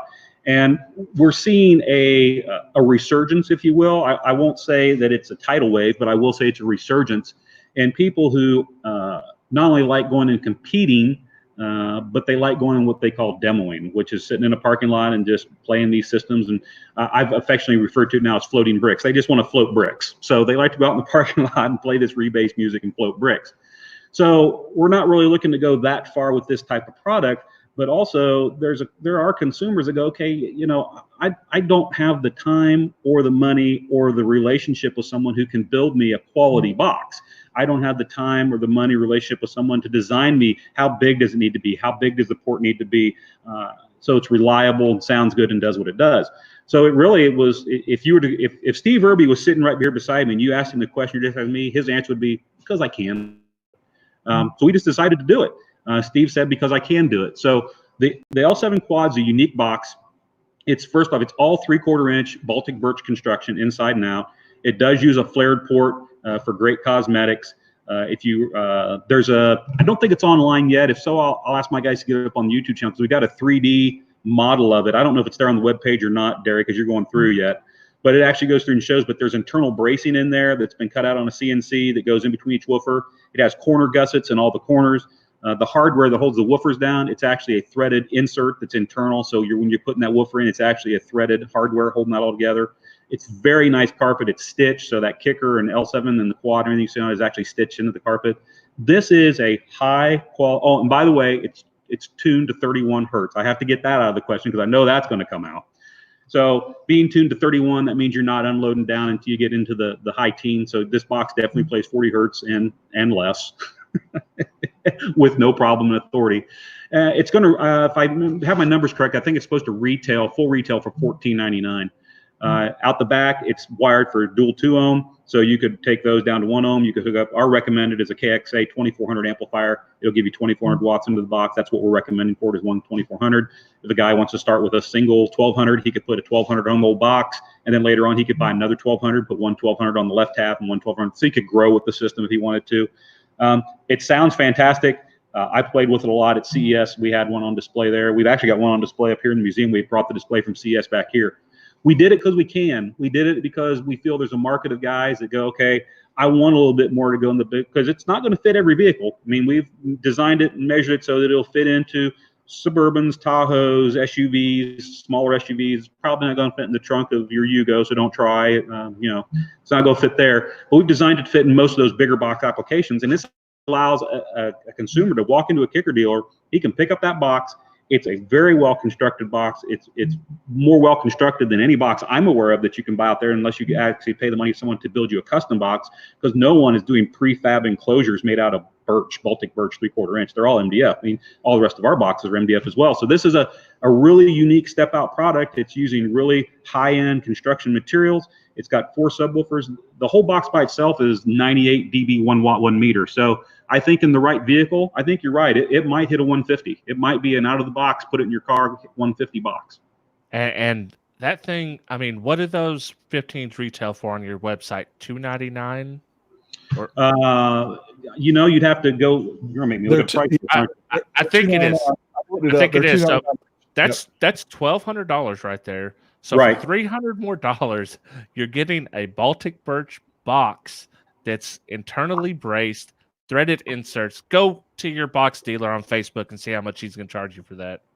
Yeah, and again, that $14.99, that's MSRP. I mean, that's our suggested retail price. What a dealer is actually going to sell it to you for, whatever package deal you work out the dealer, that's between you and the dealer. We don't get into that conversation. We just say that the retail value of this, as it sits, is $14.99. So I think guys are going to see it as a tremendous value. It sounds fantastic. It's going to give you that big bass output that you're wanting. And I really think it's kind of a first in the industry for a manufacturer to come out with a pre-made enclosure like this, built to these standards, that's ready to go. It's going to ship to the dealer on a pallet with handles so that you can pick it up and take it off. I mean, it's not going to it'll come truck freight. Obviously, FedEx and UPS aren't going to be in there, what you're talking about, their freight systems. Even at full retail, it's still some map pricing. I can't imagine. It's a tremendous value. And like I said, Steve Irby, if he was here, he'd just tell you, because I can. Well, it's good. It's exciting. And I was just envisioning my postal carrier trying to lug this down from her Jeep. down to the front door. But You know, yeah, well, yeah, you guys stick around because there may be some things coming forth with this box. We'll just tease you with that, but I'm excited about that. I really think it's a specialty product, but I do think that there is a market for it, and I think it'll be interesting to see. It'll be interesting to see the feedback. you talk about your postal carrier carrying. When you said that, the only thing that popped in my head is I see Jim Carrey carrying that package up to that delivery and going, "Looks broken, but more than likely, sir." Yeah, I don't think they could kick this one. No, it wouldn't do too good with that. I don't want to mess with them. Well, yeah. Well, cool, Kip. Well, so I know we're over with time, but we've time has just kind of flown by with what we've talked about thus far. But I know that you've got some other products there. I know you guys released quite a few at CES this year, 2020. Is there anything else you want to kind of show us or go over real quick before we close this out? Yeah, if you got a few minutes here, I do have some things I'd like to show real quick. I mean, one of the things, and you and I talked about before, Derek, is the future of car audio. And the reality is, a lot of cars today, you are going to live with that factory head unit, and it's not necessarily a bad thing. I mean, a lot of these factory radios that are coming out there today. I mean, you're looking, it's a large touchscreen panel. Most of them work with Android Auto or Apple CarPlay. They have Bluetooth, they have aux-in, they have Sirius satellite radio, AM, FM. Most of them don't have CD anymore, although I'm still a CD guy myself. Steering wheel controls, they've got everything, and they're integrated. And plus, a lot of the function of the car can come up on that touch panel, whether it's the heat controls, the seat controls, things like that, information for the car. So you're stuck with that radio in a lot of cases. So integration is definitely on the forefront of Kicker's mind. And I'd just like to touch base on a couple products here that we've got, and understand this is just the tip of a very deep iceberg that's in development. There are lots of other things that'll be coming from us that I can't talk about. It's not that I can't keep a secret, it's the people I tell, they won't keep their mouth shut. But I do have these I want to talk about. And the first one, real quick, is, man, this goes back a ways, at least 6 years, if not 8. But we use on all of our amplifiers what's called a differential input. It's not balanced, it's differential. But if you take a voltometer, put on resistance, and you were to go between the RCA shields of the left channel and the right channel input on an amplifier, on most amplifiers, it's common ground. If you go to one of ours, it's not common ground, they're completely isolated. So it's a differential balanced style input. And our amplifiers there's still a couple in our line because they haven't transitioned over. They were 10 volts. And to keep up with what the factories are coming out with on their side as far as larger amplifiers in the car, our new Fit 2 circuitry actually works with amplifiers up to 40 volts.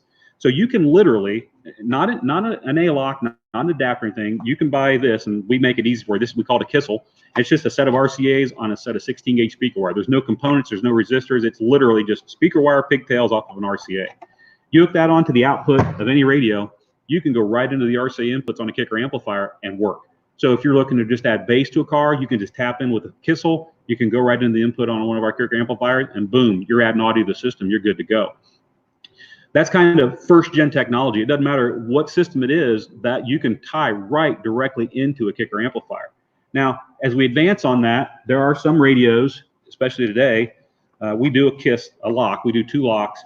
We're really proud of these, and that these are 20 to 20 flat.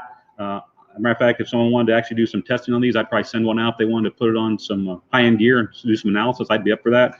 But the cool part is we call it a Kiss Lock. It's really small and compact. But the other we do is a Kiss Lock 2. And what's cool about this one is just about every single factory radio today has what's called a, boy, my brain just locked up. It's got a DC offset.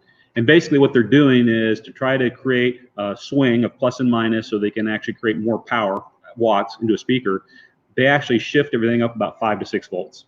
And then, so 0 is not 0 anymore. 0 is actually up at plus 5, plus 6 volts. So the wave rides around that instead of at 0. So with the Kiss Lock 2, what's cool about this is you tie into the speaker leads, boom, you ground it, and then it's got a blue wire. And that blue wire is not for power in. That blue wire is for trigger out. So a lot of cars today where it's all on a bus system and there is no switched key, there's no remote out from the deck, but you need a remote circuit to turn on your amplifier, you can use a Kiss Lock 2, tie it onto the speaker leads, and besides getting an output signal on here, it will provide you, it actually creates a 12-volt turn on from the DC offset that's from that factory radio. So real easy way for you to get a turn on. You can hook it up to a relay and turn on lots of things in the car if you wanted to, or you can just use a turn on amplifier. What's really unique is that it gives you a 12-volt turn on out. You don't have to give it any power. That's a unique product from our engineers. So that's definitely something on the interface side. And then as we advance, on our side, in our amplifiers, we actually call it Fit and Fit 2. And I'm not saying there won't be a Fit 3, but we had to stop doing what we were doing because it got to the point we couldn't put it in the amplifier, and this is what it is. A lot of factory radios have started moving to Class D output sections. It's what's allowing them to get more power out of the radio, less heat, less current draw, more power to drive their speakers. It's all a win-win-win for them. The problem with Class D amplifiers is Class D amplifiers need to be loaded down. The speaker is actually part of the circuit. If an amplifier is Class D amp is plain, it's not hooked to a speaker load, you can get into runaway oscillation problems, situations where the amplifier can actually have problems and exhibit shutdown or worse. And I think there's a video you have that shows what can happen when it's worse. So in first gen radios, what they started doing is basically the radio would ping out and it would look for about 120 ohm feedback circuit. And that would basically tell the factory radio that yes, there's a speaker attached, it's a closed circuit, it's okay for the Class D amplifier to be on, and it would pass an audio signal out. So our original Fit circuit had 120 ohm resistors that were in there, and on our amplifiers, if you're familiar with that far back, there's a switch on the end, it's called radio detect.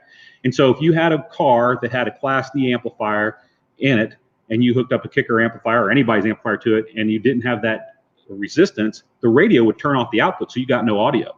So that's when we introduced Fit. And Fit was basically if you get the whole install done and you turn it on, the amp turns on, there's no audio. Instead of banging your head out, just push the radio detect switch. It puts that 120 ohm resistor in the path. The radio now sees that. It says, oh, okay, I'm seeing speakers. It turns on and lets signal pass through. So fast forward from that, the things have changed at the OE level, and then they actually went down to where we were required to do a 60 ohm resistor. So we came out with what's called Fit 2. So Fit 2 in our amplifiers was the 60 ohm resistor. So now that would work with the first generation and the second generation head units that were looking for this load to ensure that it's connected and make sure it was able to pass signal. We use that in the KISS locks. So maybe you're using a Kissel, but if you've got a radio that has to have a 60 ohm load turned on, you'd have to use this to load it down so it actually turn on and get your signal in. So that's why you would move from a Kissel to a KISS lock, because it's got that 60 ohm resistor in it, and our Fit 2 circuit has that 60 ohm resistor in it. So that's really one of the key differences between Fit and Fit 2 is it's just the resistor inside designed to work with either Gen 1 radios or Gen 1 and Gen 2 radios.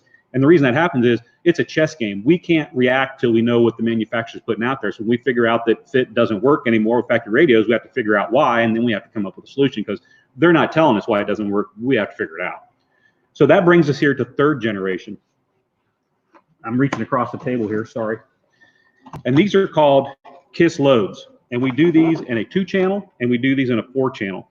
And I'm sorry I don't have it out of the box, but it looks like a little power sports amplifier. So if you go online and look at our little 200 by 2 amplifier or the 200 by 1 amplifier, it almost looks like that same chassis.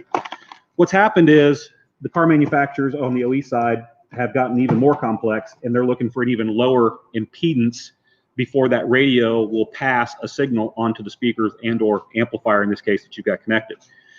To do this, to fool the radio, we have to use a 25 watt 4 ohm sandstone resistor. And anyone out there who's familiar with those, they're pretty bulky, they're pretty big, and when you pass that much power through them, they get really, really hot. So hot that this, I mean, I've seen installs done, I've seen the pictures of it, both from our dealers and from online stuff, where guys are just taking these resistors and slapping them on the back of the radio in the dash and wrapping them in tape. And I mean, it's getting so hot that you're going to get into a fire problem. I mean, it gets hot enough that you're going to have thermal burning. So what we've done is we've gone, okay, we're going to retail a product to people to fix this. It's got to be safe.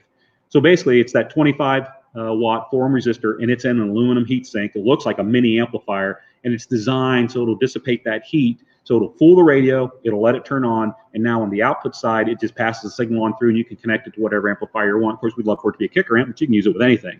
So the KISS load addresses this new Gen 3 technology that's come from the OEs as far as them protecting their radios and what you have to do to get around it so that your amplifier can work. Will there be a new version? I'm sure there will. Time marches on, they'll come out with something new, and we'll have to figure out how to get around it. So this OE integration thing, we're on it, and it's constantly a chess game, and these are the chess pieces we have in play currently as far as interfacing. When you get out of that game and step back a little bit, I know there's lots of guys out there, they're into, big power and big woofers, 10,000 watts, 5,000 watts, and lots of woofers, but really the meat and potatoes, especially what we do in the company, is not that. We do a lot of what I would call mild to middle of the road upgrades, because there's more consumers that just want great sounding audio for themselves in the car. They're not interested in breaking the car with bass or entertaining the neighborhood with bass. They just want great sounding audio in their car. And that's where I'm going to go to these two products next. This is new one here. This is the new Key 501. So that's it right there. That's the Key 501. And then the next one, I've got these and putting them up as a pair because I think they're really, it's a family product. And this is the new Key 204. And the key, no pun intended, for these products is I'm looking to upgrade. There's about, from the information we have, because we work with the OEs, probably 60, 70 to 80, somewhere between 60 and 80% of the vehicles that roll off an assembly line brand new come with what they consider bass audio. And bass audio means it's got a head unit in the dash. It has your typical 4-channel output, 2 channels to the front, 2 channels to the back. There might be a speaker in the door and then a middler or a twiddler up in the dash or a real tweeter, and it's just active or passively crossed over with a cap, and that just runs off the front channel. But there's no external amplifier, there's no DSP, there's no anything going on. They're just basic systems like that. These products are designed to address out of the box anything in that situation. You've got the Key 200.4. It has the Fit 2 input circuitry on it. You can tie it into the radio. If you're dealing with a Gen 3, you would have to add a KISS load to it as well. So the Key will work with Gen 1, Gen 2, or with a KISS load Gen 3. And the cool part about the Key is this amplifier, it's 50 watts times 4. It has I like to use the word AI for artificial intelligence because it really is kind of a dumb AI. But basically, it's a microprocessor with instructions on what to do. With this amplifier, you get it installed in the car and done. It comes with a setup microphone. You put the microphone on your headrest, you run it through a test routine, you get out of the car, you wait 5 minutes, and it runs through a bunch of tones, sweeps, and everything. And it time aligns and EQs the speakers in the car, whether they're stock speakers or aftermarket speakers, doesn't matter, to give you what we call the kicker sound. And we do have a curve. We think that in a properly EQ'd car, it should sound this way. And this device targets it to sound that way. So this was the first product we came out with 2 years ago, and it was actually the Key 180.4. This is the new 200.4. It is more power. It has an improved algorithm, better signal noise ratio. So it's just technology marches forward. So this is the new version of the 180. But then this year we added to it. So now we have a solution so that you can just get great sounding audio in your car in a very compact package. What do we do for bass? And this is the new 501. And the cool part about the 501 is we have 14 ready to go pre-made enclosures for bass out of the box, whether it's the down firing TRTPs, the behind the seat truck firing boxes, whether it's a hatchback style model. We have 14 boxes that all of them will work great with a 500 watt RMS amplifier. So you can take this amplifier, install it in your car, pick one of 14 pre-made subwoofer boxes, be ready to go and add bass. And what this Key amplifier has on board, which is really cool, is everyone here is kind of familiar with, as you turn the radio up, the bass can go away in a factory system. It'll start rolling off that bass because the factory's goal is they want the speakers to last 3 years, 36,000 miles. So if a customer gets crazy with the volume knob, they don't want the speakers to blow. So they have circuitry built into the radios and the DSP. As you start turning the radio up, you reach a certain point, either you'll notice that the bass stops getting louder and the mids and highs will get a little bit louder, or you just reach a certain point where nothing gets louder and you just keep turning the volume knob and nothing changes. So with the Key, there's actually a set of test tones for the 501. You put that 501 in your car, you run the radio up to 3/4 volume, which gets you into where the radio is doing that roll off on the bass. You run the test tones from that into the Key 501, takes about 5 minutes. It re-EQs that whole bottom end so that now you have that full bass response coming out of that radio into that amplifier, into the speakers you're hooking to it. So those are two products. Honestly, for most people who just want a mild upgrade in a car, that Key 204 and that 501 are all you need for a great sounding system in your car. You can go with a compact subwoofer box. It's going to give you great sound in the car. And that's kind of, I'm not saying we're not going to make big amplifiers anymore, but what I'm saying is small, compact, intelligent amplifiers that can interface into OE systems is a big part of the future of our business. And those are two pieces of the puzzle. And then that brings me to this one here. And this was probably the most talked about product at the show. It's also, I've discovered, one of the most controversial products, especially over on the Educar group. I don't think they like the way we marketed this, so we're gonna have to figure out how to tell people more information about it. But this is basically the Key Lock, and what the Key Lock is going to do is this is a intelligent line output converter. It'll take up to 40 volts of input on the input side. It'll give you RCA outputs, and this unit here, what it's designed to do is take. There's various levels of OE systems that use DSP and do things. And so this addresses level 1 of what you have, and that in GM, Toyota, Honda. I'm going to forget all the different cars, and they're not the ones that do. They're either doing some time alignment or they're doing some all-pass phase filtering and trying to get the car to sound the way they want the car to sound.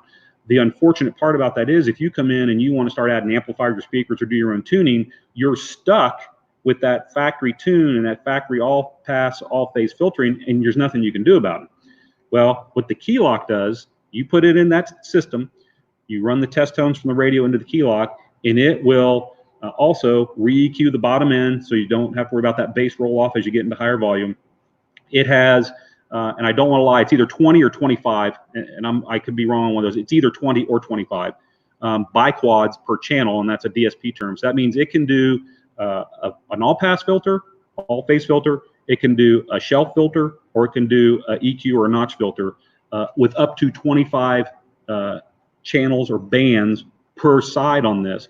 So basically what the key lock does is you put it in the system, you run the test tones, it analyzes the right side, analyzes the left side, it determines if it's just time alignment. If it's time alignment, it recorrects for that so that they're in sync. If it determines that it's an all-pass or an all-phase filter, it will remove that one all-pass, all-phase filter and bring things back in. And then it goes through and it does equalization. And its goal is a flat line.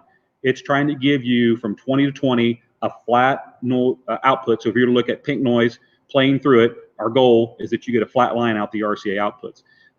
And it does that by re-EQing. And what we do is we look at where the signal crosses zero. Our goal is to cut more than boost. So we try to do more cutting than boosting, but we have up to 20, or it's either 20 or 25, and I apologize, I forget which number it was. I got so many specs in my head, sometimes I forget stuff. But we try to do it with a minimum number of EQs to get the job done, because any EQ can add a slight bit of phase shift on both sides of the EQ. So we're just trying to do the least amount. It's kind of like a doctor, do no harm. We want to fix the signal without doing any harm. In our testing, for most things, we're seeing we're using about 5 bands per side, but there's 20 or 25 there available to do that. And to give you an idea, and I'm sorry we're running long here. This right here, I got some graphs I want to show you.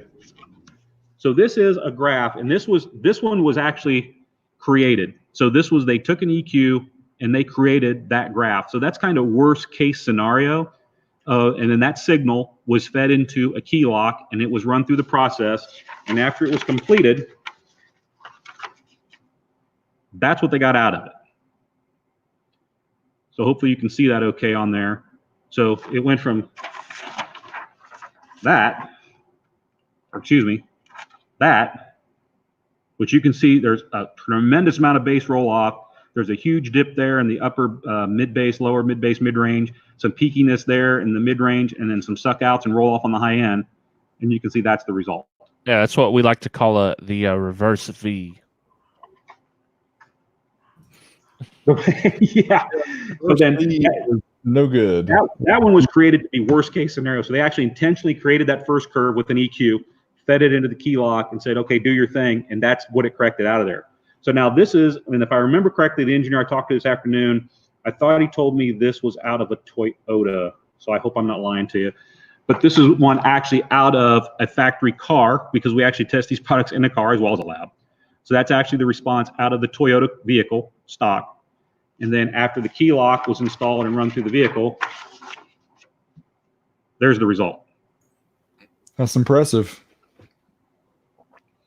And then here's another vehicle that they gave me to show. You can see that's a stock curve out of the car. Actually, that's wrong what I just showed you. Hold on. This one. That's the stock curve out of the car.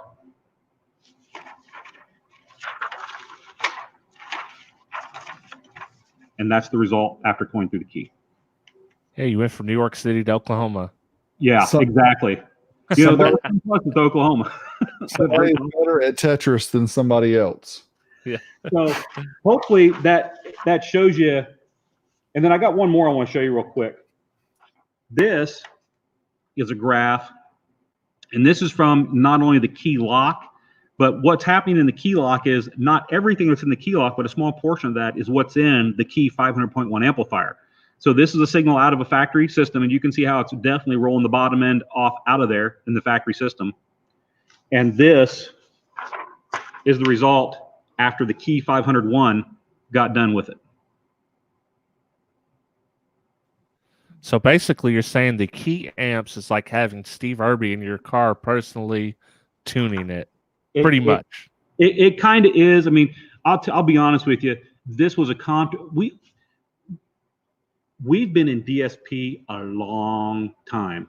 I know there's a lot of companies that are now just jumping onto it and they're waving the flag and doing it. But are you guys familiar with? I mean, you got to get back in the Wayback Machine, go back. But this would have been 2000. When was this?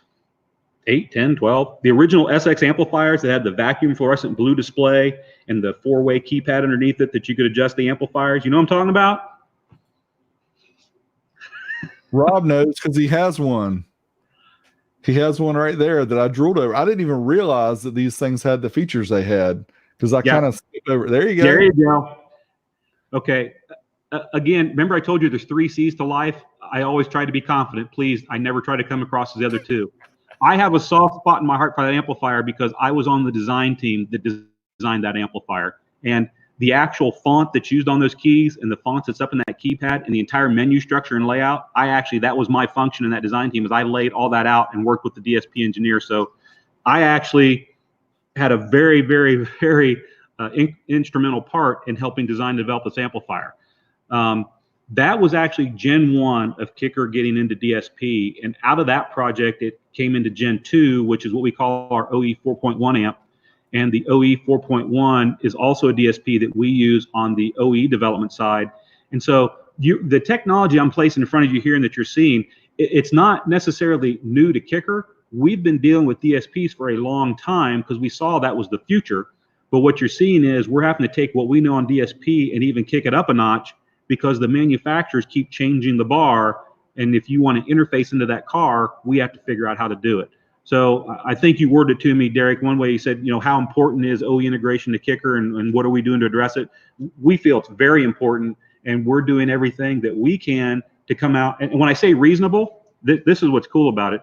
This key lock that we're looking at here, this is going to carry a UMAP price of $129. So you're looking at all that bi-quad filtering, does it automatically, test tones, and everything, and you're looking at a retail price of $129. So we're trying to do it not just smart and intelligent. We're not trying to take away from anybody out there. I mean, I'm telling you, if you want to know what's going on in your car, you better have an RTA, you better have a couple of them, and you better have some probes, and you better get in there. And if you want to find out what's going on, you're going to do it. What we're trying to do is come up with very easy to implement tools that you can use to get you in that environment. Part of this, it doesn't replace an RTA or a scope at all, but on the key lock, we actually have 3 LEDs. There's 5 total. One's power and one's EQ, let you know the EQ's on. But there's a high, mid, and a low LED on this box. And basically, you plug it in there, and if it sees signal from 20 to 200 hertz, the low LED will come on. If it sees signal from 200 hertz to 2K, the mid light will come on. If it sees signal from 2K up, the high light will come on. So for us, it's a really good troubleshooting tool because we can take a customer over the phone or an installer in a shop, and he goes, well, I'm not getting the results I want. It doesn't sound the way I want. We can, turn the radio up a quarter volume. Are all 3 LEDs on? Well, no, man. All I'm seeing is these 2 LEDs. Well, turn the radio up louder. Okay, nothing. Okay, I'm over half volume, and now the 3rd LED came on. Okay, you're obviously dealing with not a full range signal, but you've turned it up so far that you've gotten past the filter that enough of that signal's creeping in that now it thinks there's that signal there, but it's really not there. So it's a real easy to use troubleshooting tool for us because DSPs, I don't want to scare people away from them. They can be complicated. We're trying to make them easy to use and make them easy for us to interface with an installer or an end consumer and troubleshoot so we can get him down the road with better sound. And so this doesn't replace an RTA. This doesn't replace an O-scope. It's not designed to replace those tools, but it is an easy to use diagnostic tool for us that we can visually and over a phone help a guy out.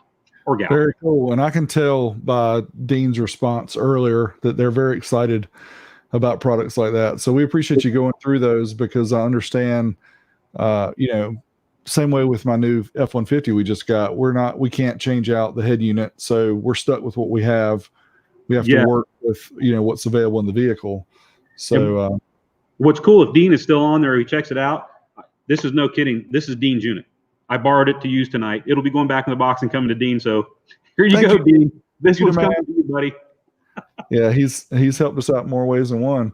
Well, awesome. wow, went through a lot of stuff tonight, and I feel like we didn't even scratch the surface, kind of where we wanted to go. But time flies when you're having fun. What can we say?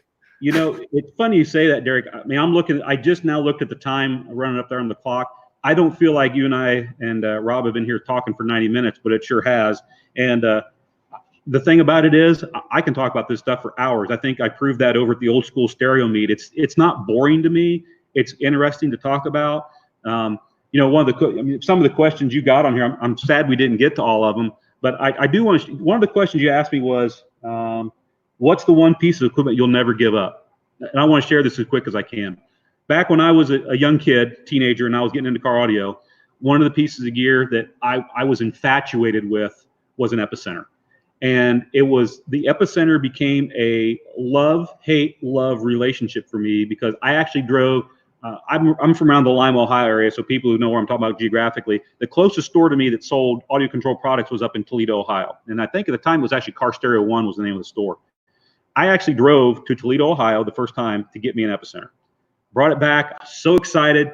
That night, didn't matter what time it was, I dug in the car, I installed the epicenter, and I got to experience what it did. And I just fell in love with what that thing did, especially with older music, stuff that really didn't have that low impact. And so you get it in the car and you play with it, and I'd play with it, and then I'd listen to current generation music, and I'm like, well, it sounds thuddy, it's too much. I turn it off, and then, okay, I like that sound better without it. But then I go back to older music, I'm like, well, what am I missing? So I turn the epicenter back on and I play with it. Without exaggeration, I think I've bought, used, and sold about 8 epicenters over the years, because I'd buy it, I'd use it, I would say, it's not for me, and I'd get rid of it. And then it wouldn't be till I go, man, I miss my epicenter, I need another one. So I've gone through a lot of epicenters over the years. So I guess a shout out to Audio Control. But I want to share this with you because this actually has a very soft spot in my heart. There's a gentleman, he used to be in charge of our technical services department, Dave Gamini.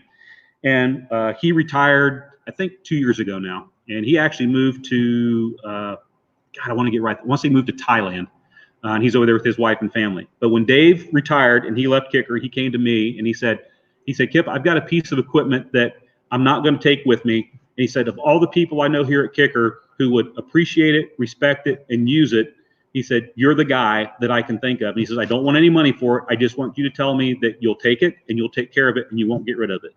And I said, well, what is it? And he said, I'm not going to tell you what it is. I just want to know that you'll take it, you'll take care of it, and you won't get rid of it.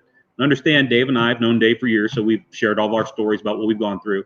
And so what Dave gave me is I have a home unit. This is a PCA 200, and it is basically a home version of an epicenter. And I don't have it hooked up to anything yet because my wife and I are in the middle of building our home. And as soon as the house is done and I've got my media theater room done, this will be going in the media theater room. And no, it will never go away and I'll never sell it. And I'm sure it'll put a smile on my face because, like I said, I've owned a lot of epicenters. So I had to share that with you because you kind of asked that question. Yeah, that's really cool. That definitely was on the list. And it's always interesting to me to find out what people are passionate about. And that's interesting. I know we'll have to share this with Chris so he can see your love for the epicenter and the home version of the epicenter. It's crazy. But, you know, when you ask that question, I know we're running on time here, but I just had to say that because it's kind of a heartwarming story to me. And, you know, the way I got the piece, and it was gifted to me out of love and respect. And it's just, he knew that my love with the epicenter was, and he knew that I'd take it on and would cherish it. That's awesome. I totally thought he was gonna say his wife, you know. Like, you gotta keep it, take care of it, you can't get rid of it. Yeah. I don't know if I can handle that, nor would my wife appreciate that. Well, good deal. I think we'll wrap up the audio version here of the show, and we'll invite everybody to go visit kicker.com. You can see all the products. They have a really nice page there that talks about the new products, some of the ones we've gone over tonight. You can see some of the other products which we didn't touch on. A lot of stuff, you know, they make a lot of products, you know, from the entry level up to the high end. You've got a full range, whatever your budget can afford, they pretty much can fill it. So Kip, thank you for taking time out of your busy schedule to join us. We would love to have you on again sometime, maybe, and get through some of those other questions. And yeah, thanks for joining us. We will real quickly, Rob, can we go through the Super chats. Super chats. I got them written down right here. All right, I'll let you go through. I wrote them down too. All I right. might have missed one. Jason Zemer, aka El Fuego, Ed, aka Third Era, Sean King, the King, Gene Nava, John Hill, and Eric Perry. Thank you, all of you. Thanks, guys. And I did write down some of the ones that had questions. We'll get to those right when we finish the podcast here. So if you haven't seen us before and you're just, maybe saw the link on Kicker's page or saw it on Facebook or somewhere and you haven't checked us out, make sure you check us out at youtube.com/12vtalk.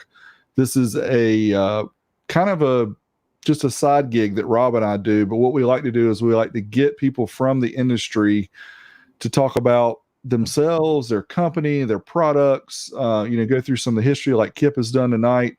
And we feel it's really important to kind of see the other side. A lot of us look at the industry either from the outside or from the inside, and we don't see kind of the whole big picture. So that's what we bring you here on 12 Volt Talk. Again, you see us at youtube.com/12vtalk. You can check out Rob on his YouTube page. He's Hi-Fi Vega, which is the coolest name ever. His last name is Vega. He just used Hi-Fi Vega. So anyway, very cool. Check him out. Make sure you subscribe to him. And then, of course, I'm Wilson Audio Labs. You can check me out on YouTube. Thanks, as always, for watching us.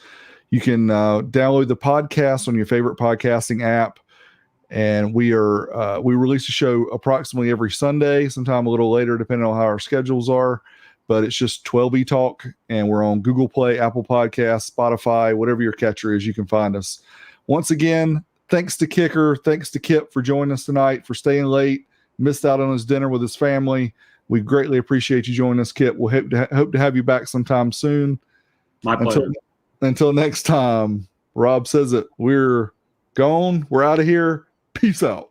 Yeah, and Kip said Haro. Bye-bye. Kip said Haro. Kip said Haro. We're evening the scales. We've got two red line, one Haro. We're getting there.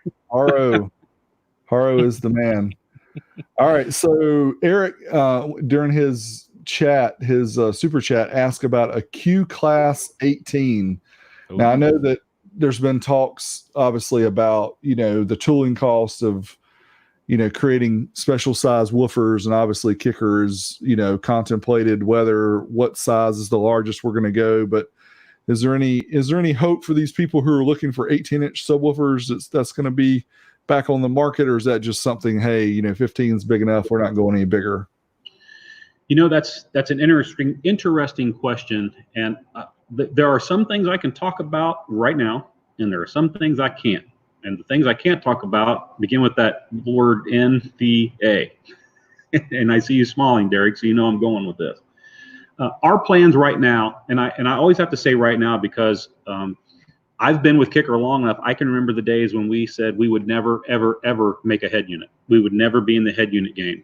And yet here we are today, and we sell marine and power sports, AM, FM media players with USB and Bluetooth and all that other great stuff on board. So I don't want to ever say never, because I could potentially be a liar, because I have to eat that sometimes. So I've even told people we're never going to make a head unit, yet here we are. I will say that, as a company, and I think that's the key word there, is we are a company of passionate people about a lot of things audio related.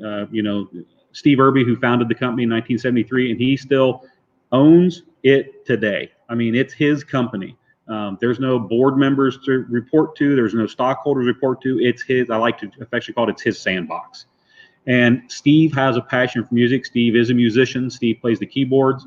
There's a lot of us in the company. I played drums as a teenager. I can guarantee you when my new house gets done, I've already told my wife to expect a drum set going into one of the bedrooms, and we'll soundproof the walls, I guess, because I'm going to go back to taking up what I enjoyed, which is playing the drums. And there's a lot of passion in that. So you've got a lot of people here that we're passionate about music and we're passionate about product. And, sometimes we don't make friends in meetings because I consider myself a product guy, and we'll get into a meeting and I lean towards product because that's who I am. But I will tell you that over the 25 years I've been here, I've also had to learn how to temper my passion for product with being able to make it affordable and marketable. And I don't know if it matters to everyone who's listening to this, but I want people to understand it's who we are as a company. Is when we look at designing a product, we know we can design it. It's not a problem. But what we have to look at is, can we design it Will it meet the standards for a kicker product that we want? Will it be able to go into a dealer at a certain dealer cost so that we make the appropriate amount of money we need to make to pay for the overhead and the research and design and the building and the employees? Can a dealer then turn around and sell it with an appropriate amount of profit so that he can pay for his store and his dealers and his employees and his rent and all the things it takes to run a store? And is the consumer getting a good value when he buys it from that dealer? And we have to look at that whole chain there, because if we don't, we can end up making a product that we're really passionate about. And it's not that it's not a great product. We're passionate about this thing we built. But then when we take it to market, we don't sell any of them.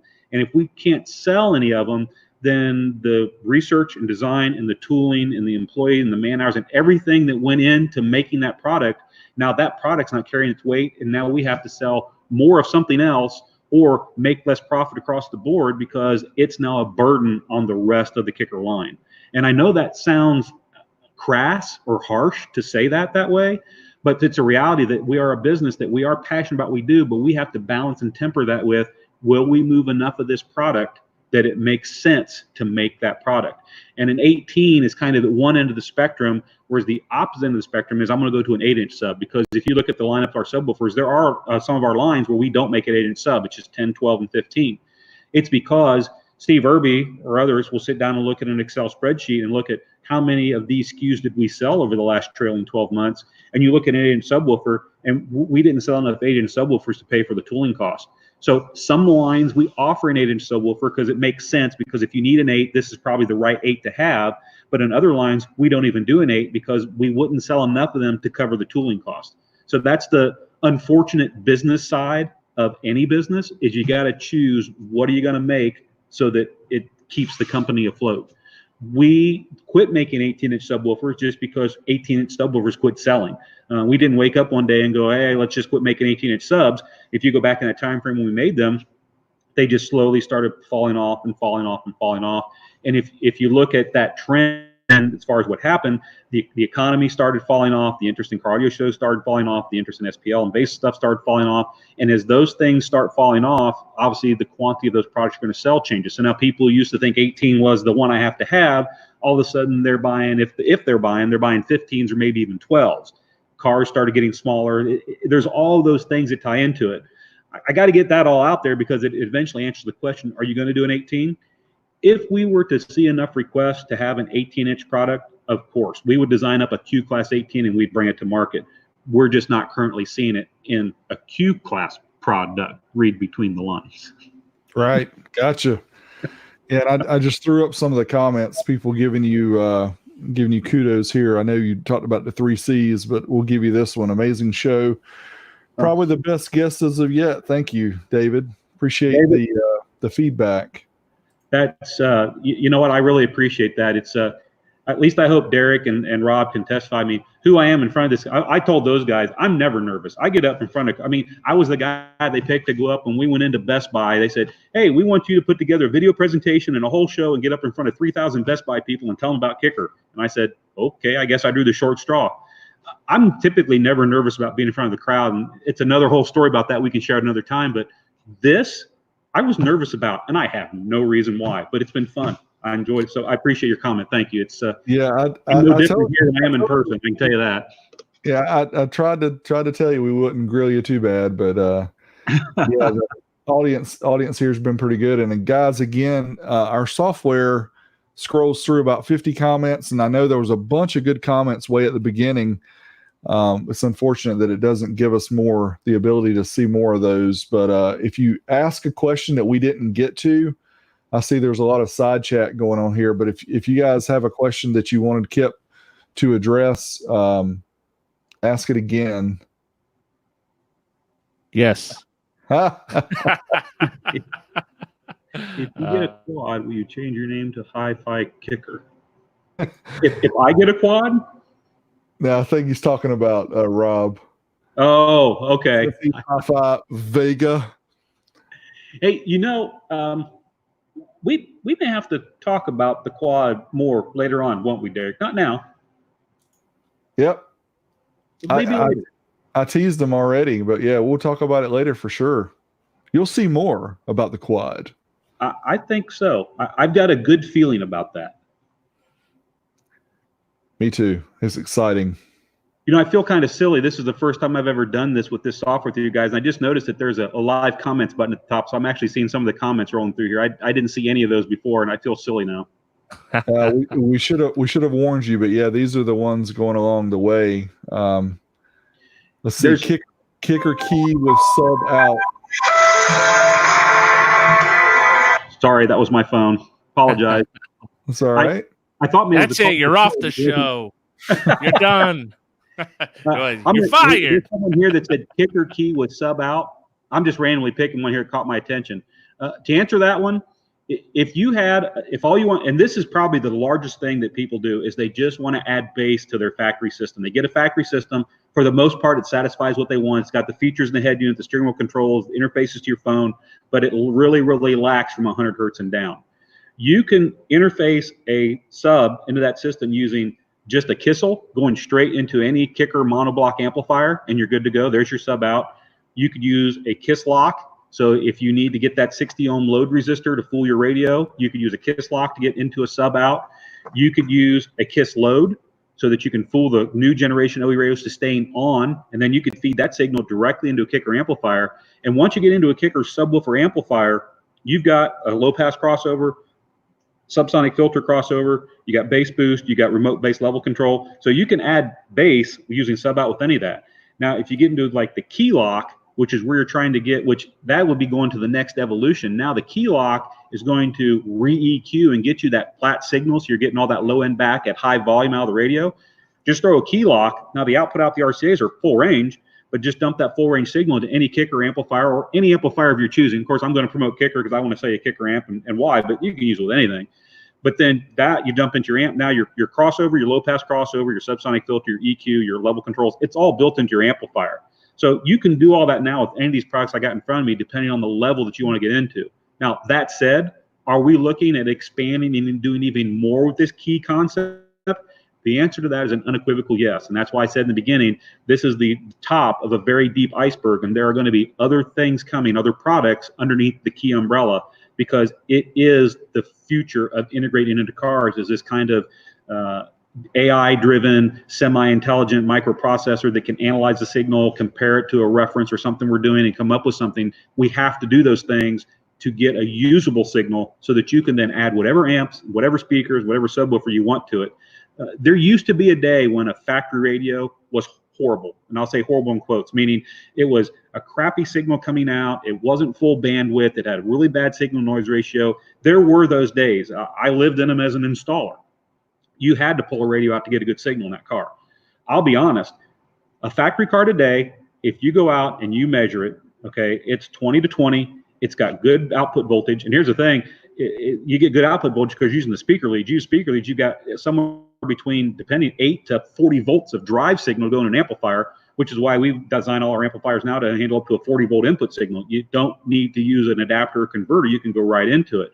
So there's a great signal of those radios. The only problem you're dealing with is the factory EQ, the factory time alignment, and the new path they're going down, which is these all pass or all phase filters, which basically they'll go in, and whether it's from 80 to 400 hertz or even a different, now in the newer ones, they're doing 2 phase filters, one there and one even a little bit up higher, and if you do that, you got to get rid of that. So you got a clean signal to start with. And of course, the bass roll off, where they go in and they're intentionally pulling the bass back as you turn the volume knob up. That's where the key technology is going to allow you to fix those problems and get you a full range flat signal that now you can do anything you want with. Sub, full range, you name it, you got it. So it kind of goes back to you need to know what signal you've got coming out of your radio to know which level of tool do I need, because there's no point in buying a key lock if your radio is giving you a 20-20 signal, isn't rolling off the bass. Just use a Kissel or just use a Kiss lock. So you need to ask those questions of someone who's had the experience in that car and knows that system, because people ask us all the time, when do I turn on the radio detect button, or how do I know if I need a Kiss load? And our honest answer is, we don't know every single OE car that this is applicable to. We just know that this is what they're doing. If it doesn't work, you need a Kiss load. I mean, we just tell people right up front, if you hook it all up and the amplifier isn't playing the signal, just throw a Kiss load in and you're going to be fine, because that's telling you the radio is going in to protect. So there's a lot of balls in the air that we have to juggle to figure out how to get you a good signal out of a radio. But the good signal's there, and we can get it. So I just thought of something, Kip, that I haven't mentioned to you before, but something I think may be useful for companies like Kicker and even other companies in car audio. You know, you have a lot of people, and you get a lot of, I won't call it noise, but I'll have a lot of suggestions that come out. Hey, why don't you do this? Hey, why doesn't Kicker do that? There's something that Microsoft does. I don't know if you're aware of this, but it's called user voice. And if you go to just do a search on Google, on your favorite web browser for a Microsoft user voice, they have a feature update where they have a page where it's like a vote up. So I say, I think Microsoft Word needs to have a different toolbar, blah, blah, blah. You get kind of specific. But then as more people visit the page, they vote up. So don't you think it would be kind of interesting as far as the industry goes if you have people say, hey, Kip, why don't you guys make a 3-way component system? And then you have 5,000 people vote that up. Then that tells you, hey, there might be a lot of people who want to buy this. I mean, it's like free marketing for you, like a free analysis. That might be something that would help not only you guys out, but other people in the industry as well. You know, it's funny you say that, Derek. We kind of do that now behind the scenes. Social media, and I know we're here and we're on social media right now, so don't disparage what I'm about to say here. But a lot of times, social media is the most anti-social media there is. It's really not social, like, you know, one-on-one contact with a person across from a table, having dinner, breaking bread, doing those things. Because I mean, if I want to learn something about somebody, I want to take them to dinner, I want to take them to lunch. That's when I find out who they are as a person. How do you treat the wait staff? Do you respect them? Do you not? Do you think they're just there to wait on you? I learn a lot about a person by having dinner over them. I learn who they truly are. Of course, some people just have to get them drunk. You can find out who they really are. But without doing that, I mean, just dinner with someone tells you a lot. So behind the scenes, our guy, he's always looking and coming through our social feeds and looking at the reactions and the things that people say. And here's the thing, trust me, we get as many people who say good things about us and great things about our brand. There's always that one guy. And I often ask myself, why are you even following us on social media if all you've got to say is every word that comes out of anyone's mouth about our brand or our product, you're just dogging it. You're throwing it in the dirt. I really ask myself the question, why are you even following? If there's another brand you love so much more and all you want to do is pick on us, why are you here? That's a pretty sad antisocial life if that's all you can do is pick on someone. I mean, promote what you like, promote the brands you like. I mean, we're all here, we all appeal to a different customer for a different reason, but there's just always that guy that wants to do that. So Bill does he calls it social sentiment. So we look at what the social sentiment is on the brand, the topic, the line. Is there a lot of call-outs? But trust me, social sentiment on Solo X, yeah, people want a new driver to replace Solo X. And we hear you. We hear you. Loud and clear. So along that same route, you know, I see that Mark here, MSH68 is Mark. And he's asking about retro inspired for Kicker anniversary. Because, you know, we think 1973, we think 2023 is kind of a big year for Kicker, right? Right. We only said it. How many times do you think we said it when we were at the tour?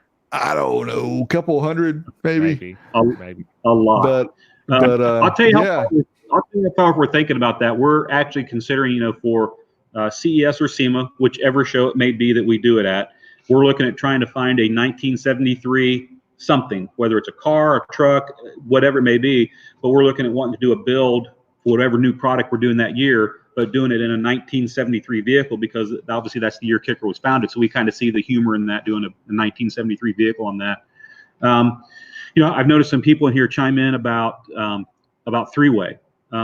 Kicker used to make complete separate components. Kicker used to make 3-way systems, and they just fell out of favor. We just didn't sell a lot of them, so it became a business decision. We're not selling a lot of these. They're not pulling their weight. It's not going to hurt us if we don't make these, and there's not enough to keep doing the development on these and keep them running. So when the tooling runs out on this, we're just done. Now you flip the switch and you come forward into, you know, today's actual world. Lots and lots of vehicles today are doing mid-base in the door, whether it's a 6x9 or a 6.5 or a 7 or an 8. They're doing something like that in the door, and then and I don't mean this as a shameless plug, but I'm just pointing it out. So they're doing these up in the dash area, and you know, whether you want to call it a middler or a twiddler or whatever the fancy names are, but this is that 2 3/4 inch driver that's starting to become very popular in Jeep JLs. Like if you've got those rear locations, this is that small driver that fits up in that overhead area there. GMs, Toyotas, things like that. So this little driver, you can incorporate this. These are going to be sold as they are. So let's pretend you've got a kicker two-way system in your vehicle and you want to turn it into a three-way, and you're the kind of guy that wants to do that work, modify your A-pillar, and you want to get a mid and a tweet up in there to go along with what's in the door. This is a perfect size driver to incorporate as far as a mid-range up in that location.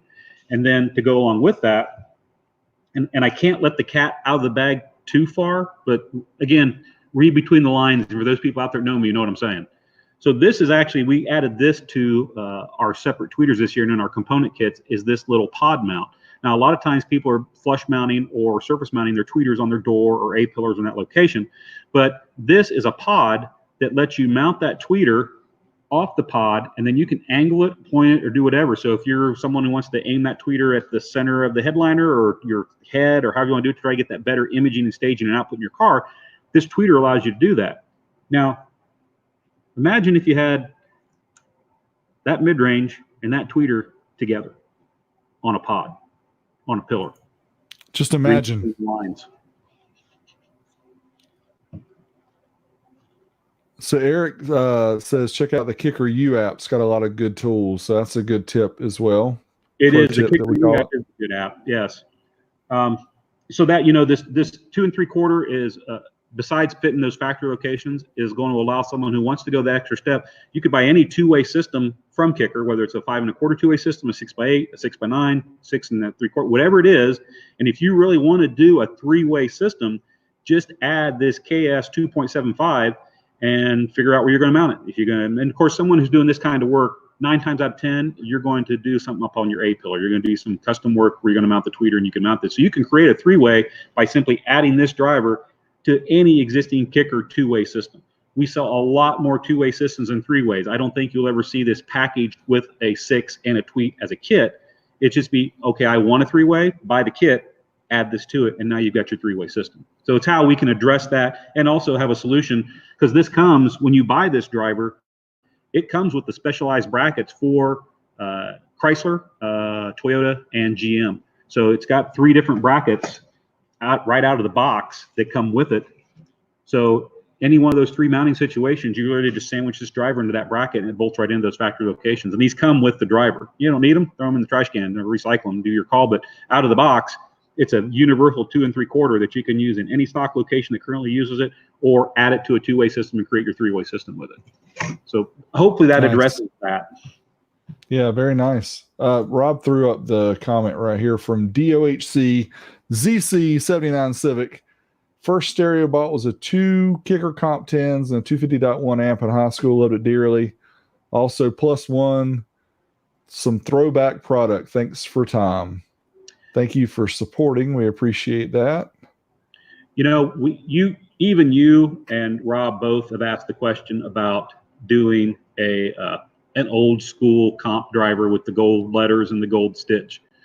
I'll admit that that's been around the table here. We've talked about for our 50th anniversary, which is coming up because we're in year 47 now. So we got 3 more years to go, and that'll be our 50-year anniversary. We have had that discussion about, okay, what if we were to just do a 10 and a 12? It would be modern technology. It would be what we know today on how to build a driver, but we would cosmetically do it like an old original Kicker Comp driver. Will we do it? Will we not do it? I'm not going to put my neck on the table here and tell you either way, but I will admit that we've had that discussion. And if we did it, it would be a limited run. When they're gone, they're gone. And, it'd be that kind of situation. I'll sign off on a 12E talk version. Yeah, and just so you know, my Ford is a 37, so it's not 73, but it's 73 backwards. Hey, I've been accused of being dyslexic. It works. That's right. Yeah. Hey, we're trying to come to SEMA this year. I mean, we want to be on the Kip and Dave show. Yeah, we want to. If you really want to do that, that's a done deal. You're in for SEMA. Matter of fact, I'll just extend the invitation to you guys now. We would love to have you come and hang out the Kicker booth and spend some time with us at SEMA. It'd be our pleasure. Awesome. We're excited about it. I saw Andy McGill, and it's kind of unfair because I do know him. I saw him pop up in the live comments here, and he said he was listening to this on his Cush NC headphones, which I've got the same ones on. Man, these things, I'm not trying to toot our own horn, but friends and family alike who have gotten these new products from it. It's a noise canceling headphones, so you can block out the drone on an airplane or things like that. Oh, the EB200s. These things sound fantastic. And the thing about it is, we're doing 100% QA QC on these new Cush NCs. So every single one that goes out the door right now has actually been through a 100% QA QC check here at Kicker. So it's kind of slowed us down. So like today, I went and looked because somebody was asking me, hey, are they in stock? I want to get a set. And so I happened to pull up the sheet for the day, and there was 50 that had passed QA and QC, and they dumped into the system. So I texted him. I said, if you want one, they're online now. Go, because they'll be gone. They go pretty fast. They are fantastic. They're comfortable. They sound fantastic. Andy McGill, he's a bass head. He actually has a car with a Solo X18 in it, so he has a special spot in my heart. And he actually did a demo for Steve Irby at Slamology 2 years ago, which was kind of cool. Andy, you're a great guy. Thanks for watching the show tonight. I appreciate it, man. I'm sure that Derek and Rob do too. Yeah, we do. We appreciate everybody who's able to hang out with us, and thanks for those who threw up some comments, some questions, and some insightful comments as well. We appreciate all that. Yeah, well, I've had a blast. I hope that the people who watched got something out of this. I can get onto a topic and go down a rabbit trail. There's so many. You talk about stories, Derek. I've got so many stories I wanted to share tonight, and when I looked at the clock, I'm like, we don't have time. We don't have time. No, there's no time. Well, the good thing about it is, Rob and I do this every other week, so we can definitely fit you in again. You've got all the equipment now. It's just a matter of finding a different time that we can definitely do it. We would love to have you back different time sometime in the future. And again, appreciate you joining us here tonight, and everybody for joining us on the stream. Rob, thanks for taking care of business like you normally do. I didn't do nothing the last 2 weeks. Derek's done it all. He's been the man. He's, on top of this, I know when you post this, Derek, I know that our social guy, Bill, will want to pick this up and rebroadcast it through the Kicker channels. I'll invite anybody who's here watching. If you've got Kicker-specific product questions, I know Bill's going to grab this and broadcast it through our social. Man, tag in there and ask any question you want. Bill is also an audio guy in the Wayback Machine. What's kind of interesting is Bill used to be an IASCA judge, go back in the Wayback Machine, sound quality judge. Bill's career before we pulled him out of Hollywood, California, and I'm not exaggerating when I say Hollywood, Bill is an audio mixing engineer. He's actually has mixed commercials and movies and stuff that you probably have watched in a movie theater or listened to at your home TV. And so Bill has a very unique perspective. He's a great guy to have on our social because he is also a car audio guy, but he's also an audio guy. So you'll find that there's a core group of guys here at Kicker. This isn't this is a job. I come to work, I clock in, I clock out, I go home. The difference is I come to work, I forget to clock out and go home because I don't look at it as a job. I enjoy what I do. And what I end up doing is I run out of day before I run out of things I want to do. Not that I have to do. I want to do these things. I want to answer these questions. I want to get back to this person. And it's how quickly you find out that there's more to do than you have time for. So we really enjoy this. And Bill's one of those guys too. So if you've got Kicker-specific questions that we can't get to tonight, we want to answer those questions. So when this gets reposted and retagged through ours and you see that there, post anything you want there to Bill. Bill can't answer it. He'll forward it to someone who can, whether it's over in our tech services. We have 5 guys. I mean, Derek and Rob saw it. We have 5 guys upstairs, and all they do Monday through Friday, 9 to 5, is pick up the phone and emails, and they answer questions, whether it's about how do I make this work, which Kicker product you recommend, I've got a problem, I blew up a subwoofer, what did I do? You name it, we can answer all those questions, and we want to answer those questions. So this isn't the end of the conversation. I want those people out there watching us to know that. Please interface with us on that because we want to give you the info you want. Yeah, special shout out to Bill. He's awesome. He's we got to hang out with him as well. Very cool dude, and he likes audio and he likes cameras. So I mean, he's like mine and Derek's kind of guy. Exactly. Sure. He definitely is. And shout out to William Berg as well for the super chat. Kicker's always been a great company. Thanks for that. DIY audio guy, thanks for the show. And then we had Jay say Kip needs to come back minimum every 6 months. So we'll work on that with Kip and the schedule, and maybe we can get him to come back. Something like that out. Cool. Well, great. Thanks everybody again for joining us. Kip, thank you. And we do appreciate everything that you do for the industry. And You're obviously a good spokesperson for Kicker. There's no doubt about that. But more than that, you're a great